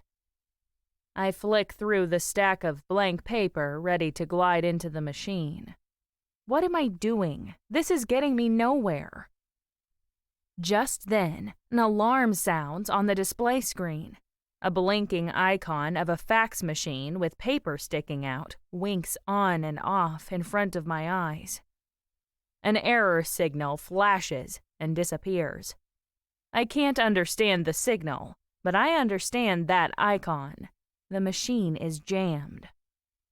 I flip it over and grope all over it with curious fingers. I find a flap that opens to reveal the ink carriage sliding back and forth across the paper roller. What do you know? A large wad of paper sits crumpled and off-kilter between the two rollers. I grab hold and pull, but they're too tightly wedged to move. They're also so crumpled I can't get a decent purchase on the corner. I jab and curse the thing in desperation. If it is the purchase agreement, I can't leave it here. I even consider taking the whole stupid machine back to my house. I'll hand it over to David and let the police figure it out. All at once, my finger hits something. The bottom roller pivots out of place, and my fingers close around the documents. I exert steady pressure, and they slide out into my hands. I drop the fax machine with my heart in my mouth. Is this the motherlode? I straighten out the ink-stained pages and read the lettering at the top. Agreement of purchase. A little farther down the page, I catch sight of more words. Toys Galore Limited. Patrick Donahue, owner. Agrees to. Sheridan Enterprises. This is it. Everyone concerned with this case is looking for this document, and now I have it. I have to do something with it and keep it safe. I struggle to control my shaking hands while I fold the documents and slide the bundle into the inner pocket of my jacket. I put the fax machine back in the cabinet and close the doors. I have to tell David what I found. He'll be ecstatic. I stand up in front of the roll-top desk. I take out my phone. A fleeting thought flits across my mind. He's the only person who understands how I could get so excited about this. He's the only other person in the world with whom I can share this victory. He means a lot to me. He's not superfluous to my life. He's essential, even if we can't be romantically involved anymore. I navigate to my text messages and tap on his name. I can't wait to tell him. Out of nowhere, a smashing blow hits me in the head, and I crumple to the floor. My head would have cracked on the desk if my arms hadn't hit it first. I bounce off and land in a heap. The world goes black in a sickening pool of pain. When I come to, blinding pain makes me squeeze my eyes shut before I can fully think straight.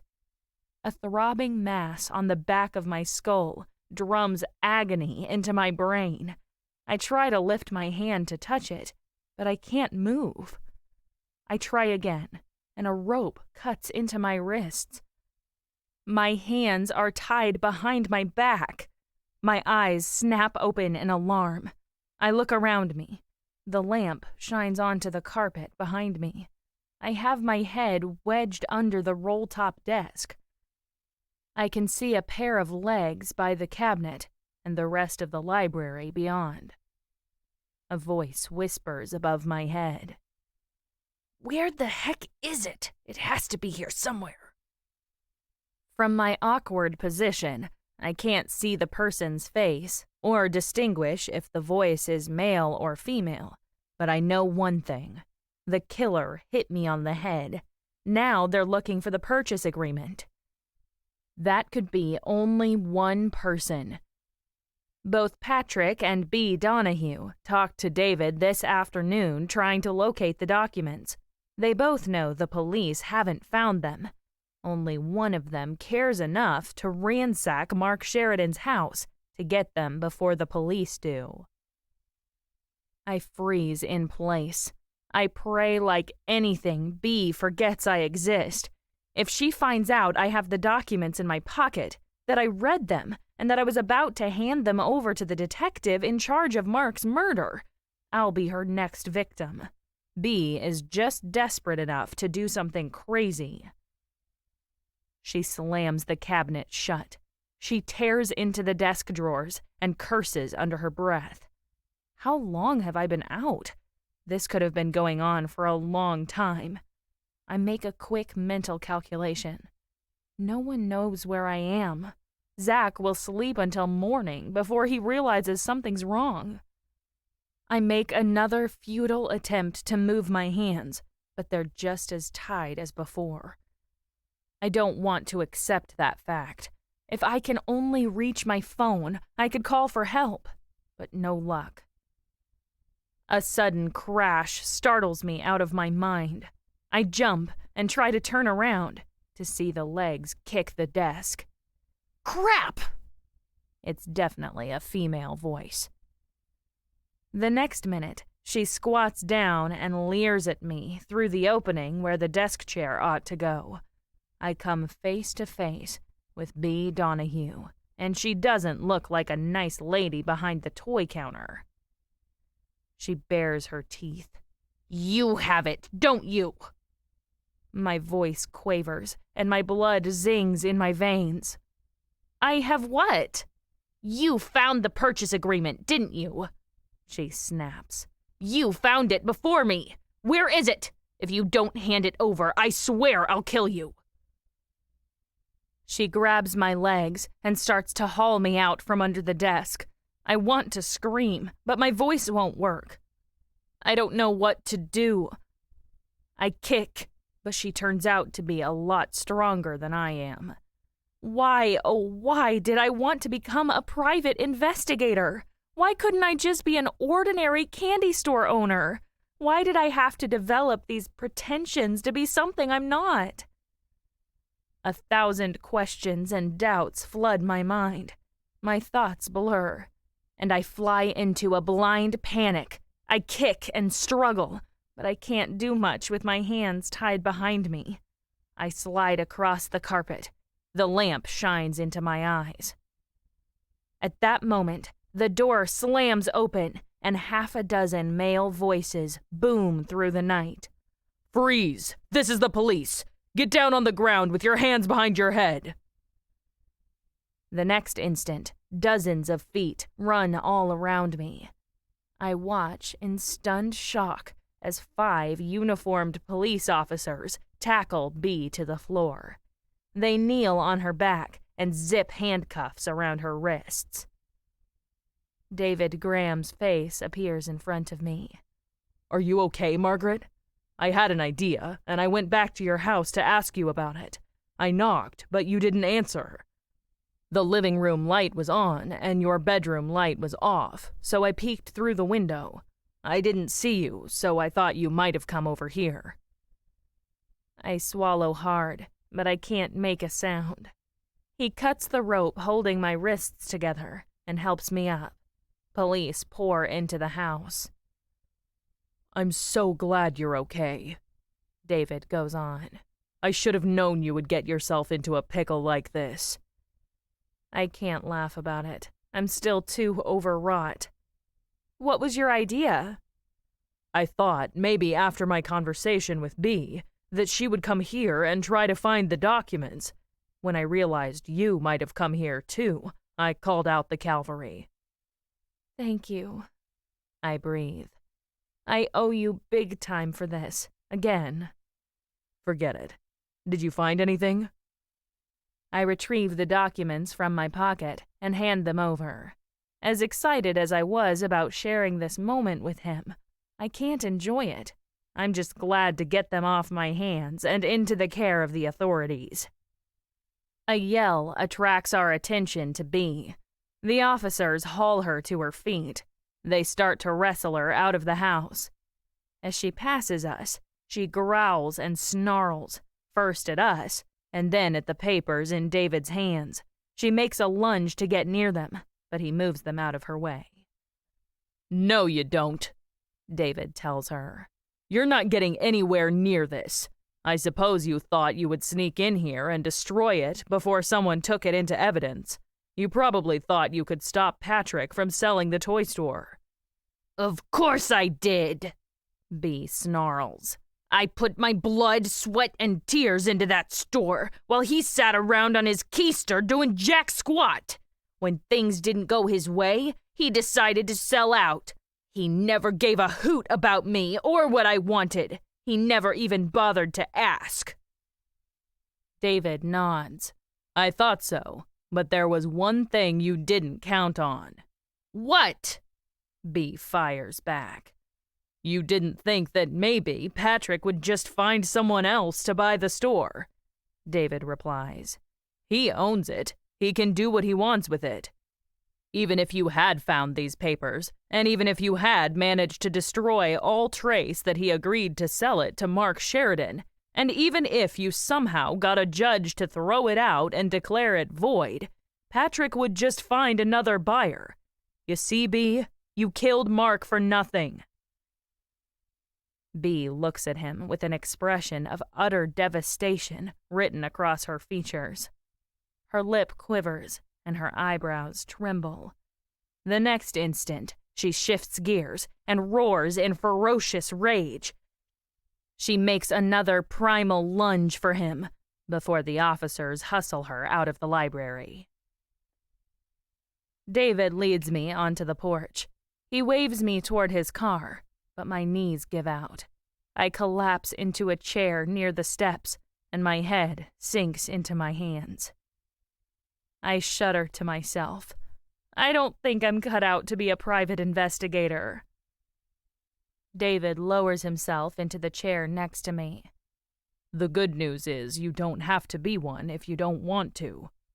"It seems like I already am," I tell him. "I don't seem to be able to get out of it, even when I try." "When have you tried?" he asks. "You always look so enthusiastic from the outside." Maybe that's the problem. Maybe I should stop being so enthusiastic about solving crimes that have nothing to do with me. He gazes into the dark neighborhood.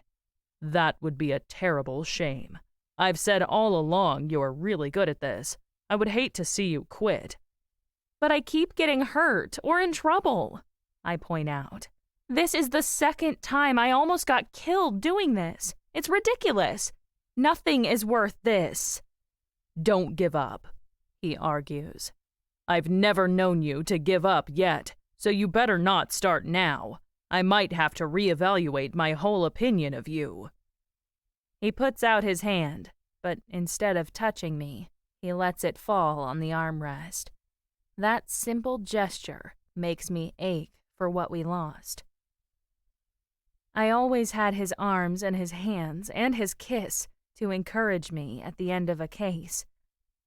Now I don't have that anymore, and I really wish I could crawl into his presence again. Somehow I can't face it without that. He stands up. "Come on, I'll drive you home. 10 o'clock at night is no time for a young lady like you to be at large in a dangerous neighborhood like this." I laugh in spite of myself. He's still here. He's still the same guy I fell for that first week I arrived in West End, and he's still by my side when it counts. He escorts me to his car. I buckle myself into the familiar seat.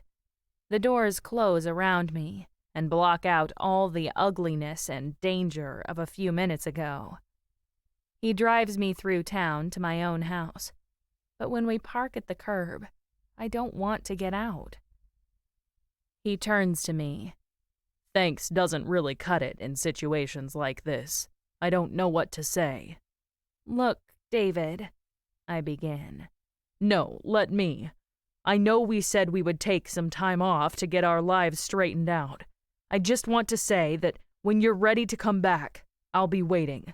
I never wanted anything to come between us, and I don't want anybody else. I realize it was my screw-up that spoiled things, and I'll do anything to make it up to you and to prove myself worthy of you." I blush to the roots of my hair. "Thank you. I want that too." "I also realize it's me that is going to change with this whole thing," he goes on. "I know things can't go back to the way they were now that I have a daughter, but I still hold out hope for something between us. I don't want one of you to push the other out of my life. I still hold out hope that there is room for all of us in this." "There is." I look at him in sudden understanding. "I don't want you to give her up for me."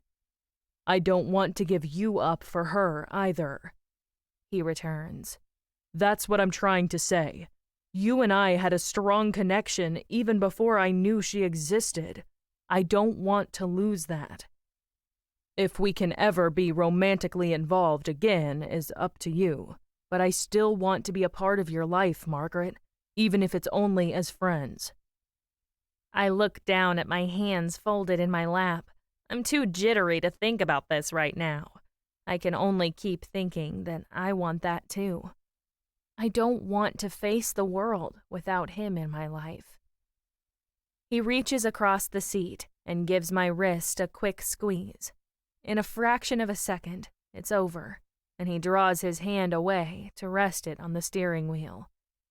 That brief moment of human connection gives me the strength to face the future. He's still there. He's still the man I admire and care about. He never left, and he never changed. Maybe I did, or maybe neither of us did. Maybe we just needed to catch our breath before we move on together. I need to come and see you tomorrow sometime, he says. I need to take your statement about the events leading up to Bea hitting you over the head and tying you up, so we can charge her with battery and kidnapping. I nod. Okay, you know where to find me. Yeah, I do. For a long, drawn-out moment, we sit in silence. I don't want to leave. His presence surrounds me in a bubble of safety. I never realized it until now. I feel absolutely safe with him. As long as he's around, I know nothing can happen to me. After a long time, he gets out and opens my door for me. He walks me up to the house, and we stop on the porch. Thank you for the ride home, I tell him. Good night. I'll see you tomorrow. Good night, Margaret. Neither of us moves. I should kiss him good night the way I always do, but I can't bring myself to do it. For some reason, that invisible barrier still holds us apart. The only option is to go inside. I open the door. When I get inside and hang up my jacket, I catch sight of him walking to his car. He gets into the driver's seat and looks toward the house through the window. He sits there, unmoving, until I turn off the living room light. He's still sitting there when I get to my bedroom. I switch on the light and go to the window. He gazes up at me from the street. The last thing I see before I shoot the curtains closed is his face staring up at me. Chapter 13. I meet Sabrina Harris outside the vacant building that used to be Scott Freeman's coffee shop. Are you ready for this? She balances an enormous tray of freshly cooked donuts on one arm. She breaks into a toothy grin, and we enter the building together. I'm as ready as I'll ever be. When we get inside, we find several vendors already set up. Mr. Stewart works over a large black poodle standing on his table. He clips the poodle's fur while he talks to a group of kids about what he's doing. From here, I can see several retail-sized bottles of Floral Glow for sale on his table, along with brochures, business cards, and dog toys. Simone stands across the room amid an impressive array of antiques, all set up in a tasteful representation of an Edwardian villa. It looks like one of the sections of her store, only smaller. It immediately brings to mind that I'm looking in on a room in someone's house from 100 years ago.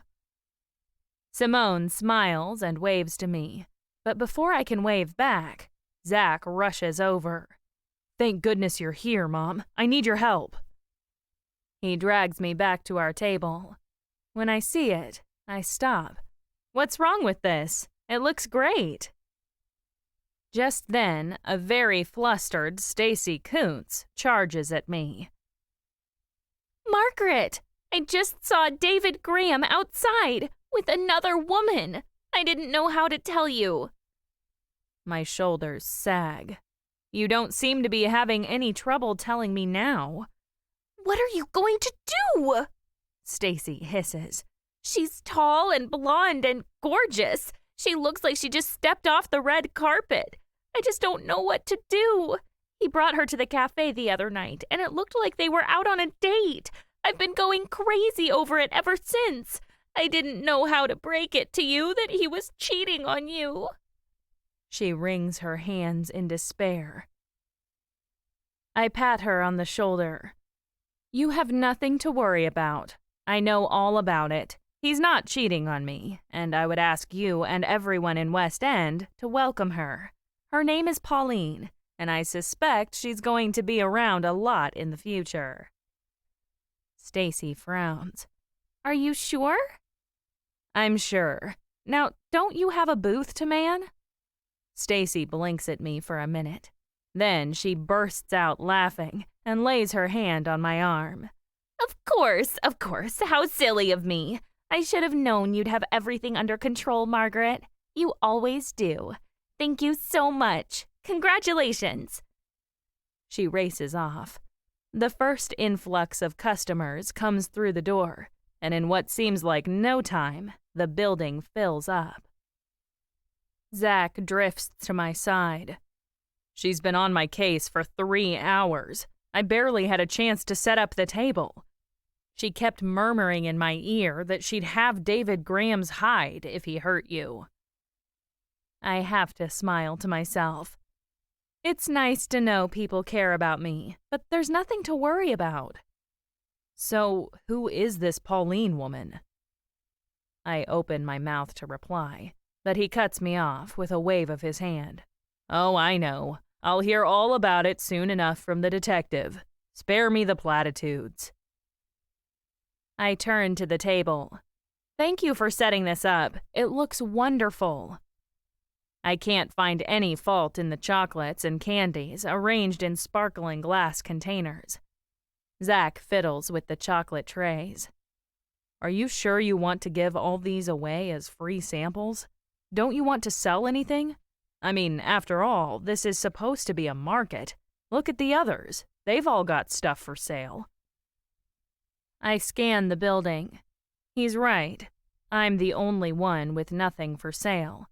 Patrick has toys strewn around his table, and Sabrina is doing a roaring trade in donuts. Even Elizabeth Bartholomew is signing people up for the daycare center. Yes, I want to give them away, I tell him. I want everyone to have a good time. This is our first market.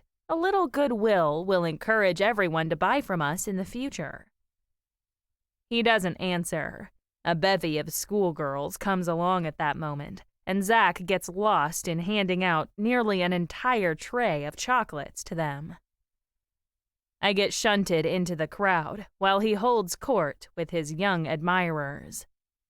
Kyle Davidson comes up to me with Jonah on a leash. He holds out his arms to me. How are you, Margaret? I heard you bagged another bad guy last night. I hug him back. It was a bad girl, actually. We caught Mark Sheridan's murderer, but I couldn't have done it alone. He wags his forefinger at me. I know you better than that. You probably tackled her in the park and brought her down single-handed. Am I right? Wrong, I counter. She nearly killed me. I wouldn't be alive right now if David Graham hadn't showed up. He looks around and frowns. Where is he? You two are usually joined at the elbow for things like this. I turn away to hide my flaming red cheeks. I don't know where he is, to tell you the truth. I hear he has some business to attend to. I'm sure he'll be around later. Kyle gets distracted when Mr. Stewart comes over and takes Jonah's leash. If you don't mind, sir. Of course, be my guest. Kyle hands over the leash. Mr. Stewart leans over to me. I want to thank you, Margaret.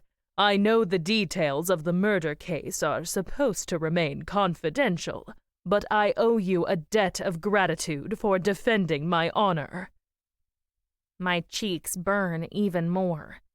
I don't even want to know how you found out about that. No, you don't.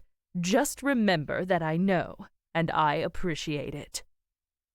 He leads Jonah away to his table. The dog jumps onto it and stands like a statue while Mr. Stewart starts clipping his toenails.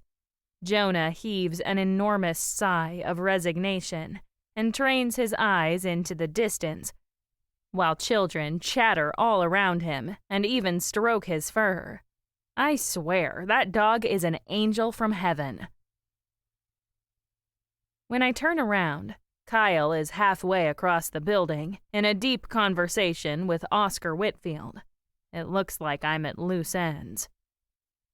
I wander over to Patrick's toy stand. I wade through kids to his side. How are you doing now that you're on your own, Patrick? I know this whole situation has affected you a lot. I'm doing just splendid on my own, Margaret. He beams at me with a wider grin than I've ever seen on him before. Things couldn't be better. Does that mean your arthritis cleared up? Not at all, he chirps. It hurts worse than ever. Why are you so happy then? I ask. Did the judge uphold your purchase agreement with Mark Sheridan? Nope. He threw it out. But the very same day, I got an even better offer. I'm selling up. I'm out of here at the end of the month. A new couple will be taking over. My eyes pop. Really? That's incredible. That's what I said. I'm rolling in the clover, and I won't have to work in the store anymore. I'll be able to pay you for solving the case out of my proceeds. I'm sorry about B, I tell him. Believe me when I say I never meant to. I have you to thank for capturing her, he interrupts. I've been unhappy with her for a long time, and now she's gone. I knew there was something wrong with her, but I didn't know what. Now my life is heading straight up. She's gone, and I'm selling the store. I couldn't be happier. I can't stop gaping at him in astonishment. Okay. Congratulations, Patrick. He goes back to chatting to his customers, and I wander away. I can't stop thinking about him, though. He'll be gone in a matter of weeks. A new store owner will move on to Main Street. We'll all have to get to know a new couple, and the dynamic between all of us business owners will almost certainly change. Still, I can't fault Patrick. He doesn't want to run the toy store anymore, and now that B's gone, he doesn't have to. Why should he stick around? Why should he care more about West End than he does? I scan the crowd. Besides him, all the other store owners appear to be enjoying themselves. They talk and sell and laugh. I see quite a few people walking around munching donuts. I find myself drawn to Sabrina's stand. I get there to find her flushed and grinning while she wipes her hands on a rag. How are things over here? I just sold out, she tells me. I sent Tanya over to the bakery to pick up another load of donuts and cookies. These people are famished. This market was a great idea, Sabrina. Good thinking. We should definitely do this every month at least. She straightens up. Now that she doesn't have anything to do but wait, she has time to talk to me. She's usually running a mile a minute. I've been thinking, Margaret. Uh-oh, I tease. What is it now? Her features gleam with inner excitement. I've been thinking the town should buy this building. We should turn it into a community center. We can organize all sorts of events here. We can make it a regular meeting place. We could have concerts and plays and, well, anything anybody can think up. We just need a venue for the locals to showcase their abilities. You're right, I gasp. You're absolutely right. We would just need to figure out how to... I already contacted the lawyer in charge of the building, she breaks in. Sophie Freeman sold it to a consortium down in the city, but they don't have any plans for it. He said he would pass along my request to discuss buying it. My head swims with too much information. There's only the problem of coming up with the funds. I thought of that too, she replies. First of all, we could tap the town reserves. We have several thousand in back tax returns that have been accumulating in a dusty old bank account for decades. Then we could whip up a little fundraising campaign among the locals and their extended families. We could raise enough to put a down payment on a mortgage. Then we could charge entrance fees for events to cover the payments. I stare at her with my mouth open. Did you research all of that in between running the bakery? She wiggles and blushes. Yeah. I shake my head. You're a wonder. What do you say, Margaret? Will you help me? You're closer to everyone in this town than I am. I know it's asking a lot. You have your own business to run, and your son, and David, and your private investigations and everything. Nonsense, I snap. It's never too much if it's what West End needs. Count me in. We'll start right away. In fact, we can make an announcement later today. Everyone's already here. We can take advantage of that to ask for volunteers to help us, and we can inform everyone what we're doing and why we'll be mounting a fundraiser soon so we can continue events like this. I squeeze her arm, but at that moment, Tanya comes back with armloads of donuts and treats. In a few seconds, the mob rushes in and surrounds the table. I withdraw into the faceless masses. This market wound up being so much more of a success than I ever thought possible. West End has really turned out to support its local businesses. I know now they will support the community center too.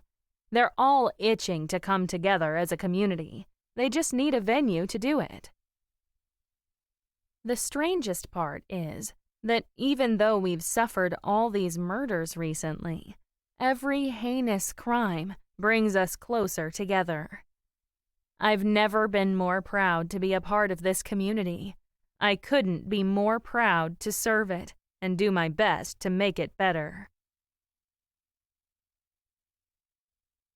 Chapter 14.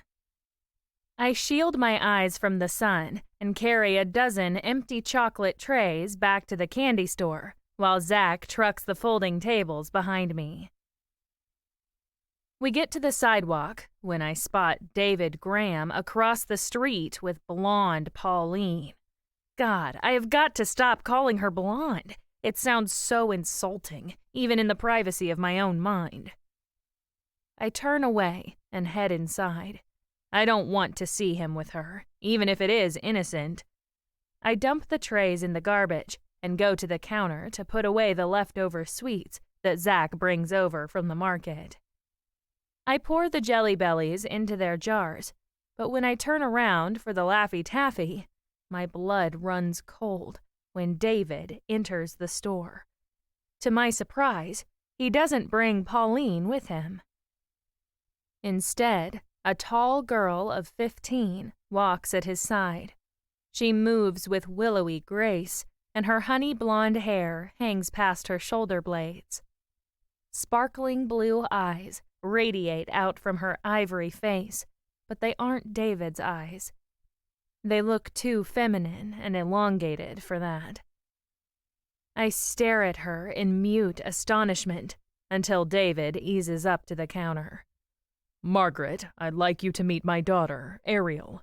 Ariel, this is Margaret Nichols. She's a very special friend of mine. I know you two are going to get along well. Ariel breaks into a magical smile. For a fraction of an instant, I can see another face underneath hers, a woman's face, and it isn't Pauline's. This girl resembles someone ghostly, someone mysterious and infinitely appealing. Ariel extends her hand to me. It's a pleasure to meet you, Miss Nichols. David has told me so much about you. I turn bright red. He can't have told you that much. He did, she exclaims. He told me how you solve mysteries and catch criminals. I would love to be a detective someday. She casts a wistful glance at David. A look of inexpressible emotion passes between them. I hesitate to call it love, but the connection is there. She might not have known him for 15 years, but blood will always tell. She's a part of him. He gazes back at her with profound adoration. I've never seen him look at anyone like that, not even me. It's a look only a parent can give to a child. It's a look of cosmic belonging. He never had it before. Some part of him was always missing, and now he has it back.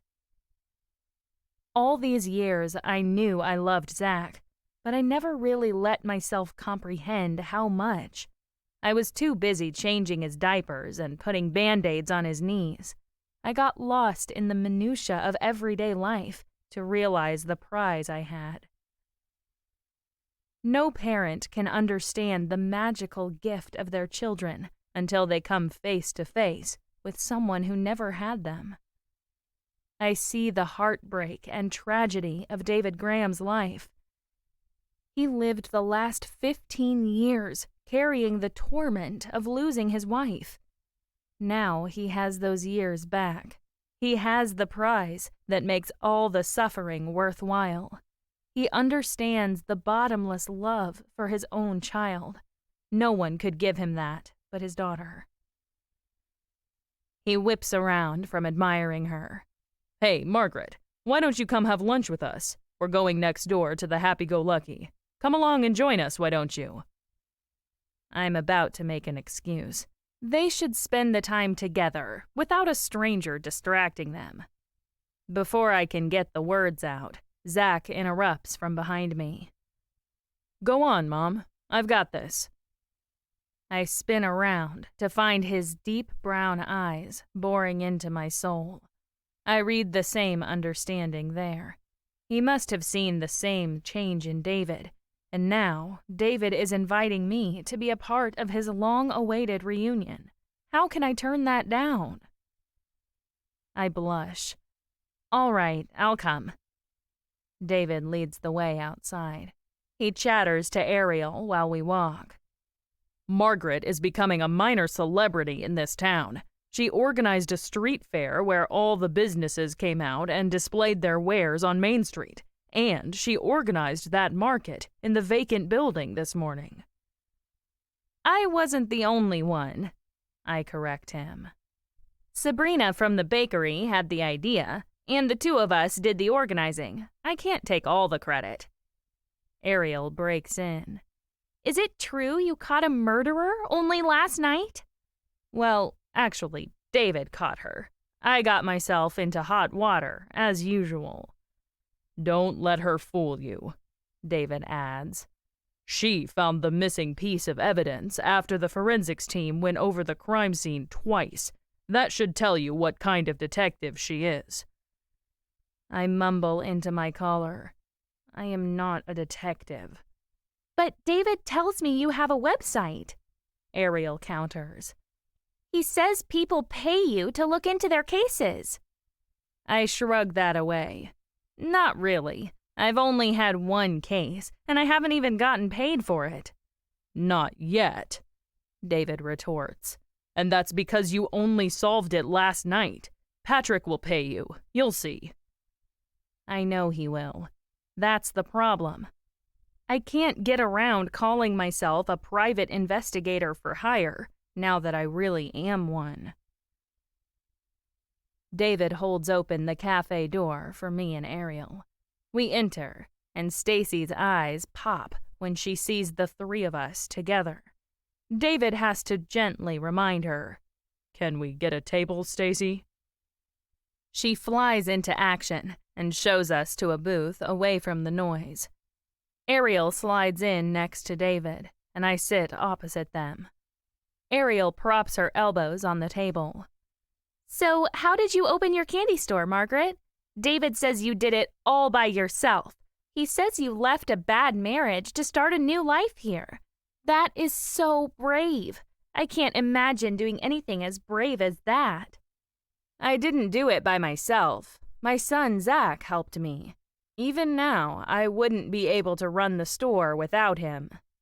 The people of West End have really supported me, too.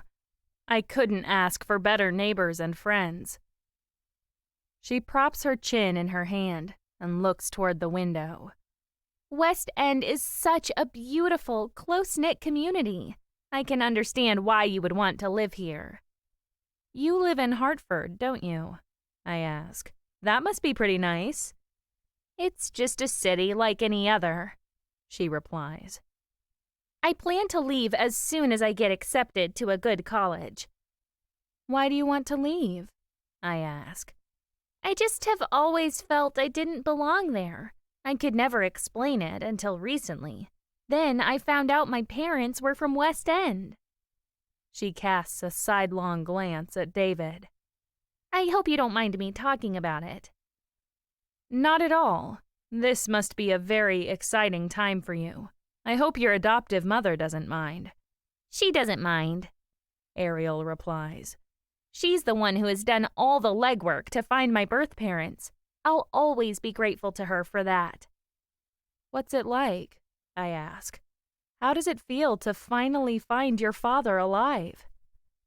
Her cheeks flush a rosy hue. She falters. You don't have to answer that, David tells her. I didn't mean to make you uncomfortable, I reiterate. I was just trying to make conversation.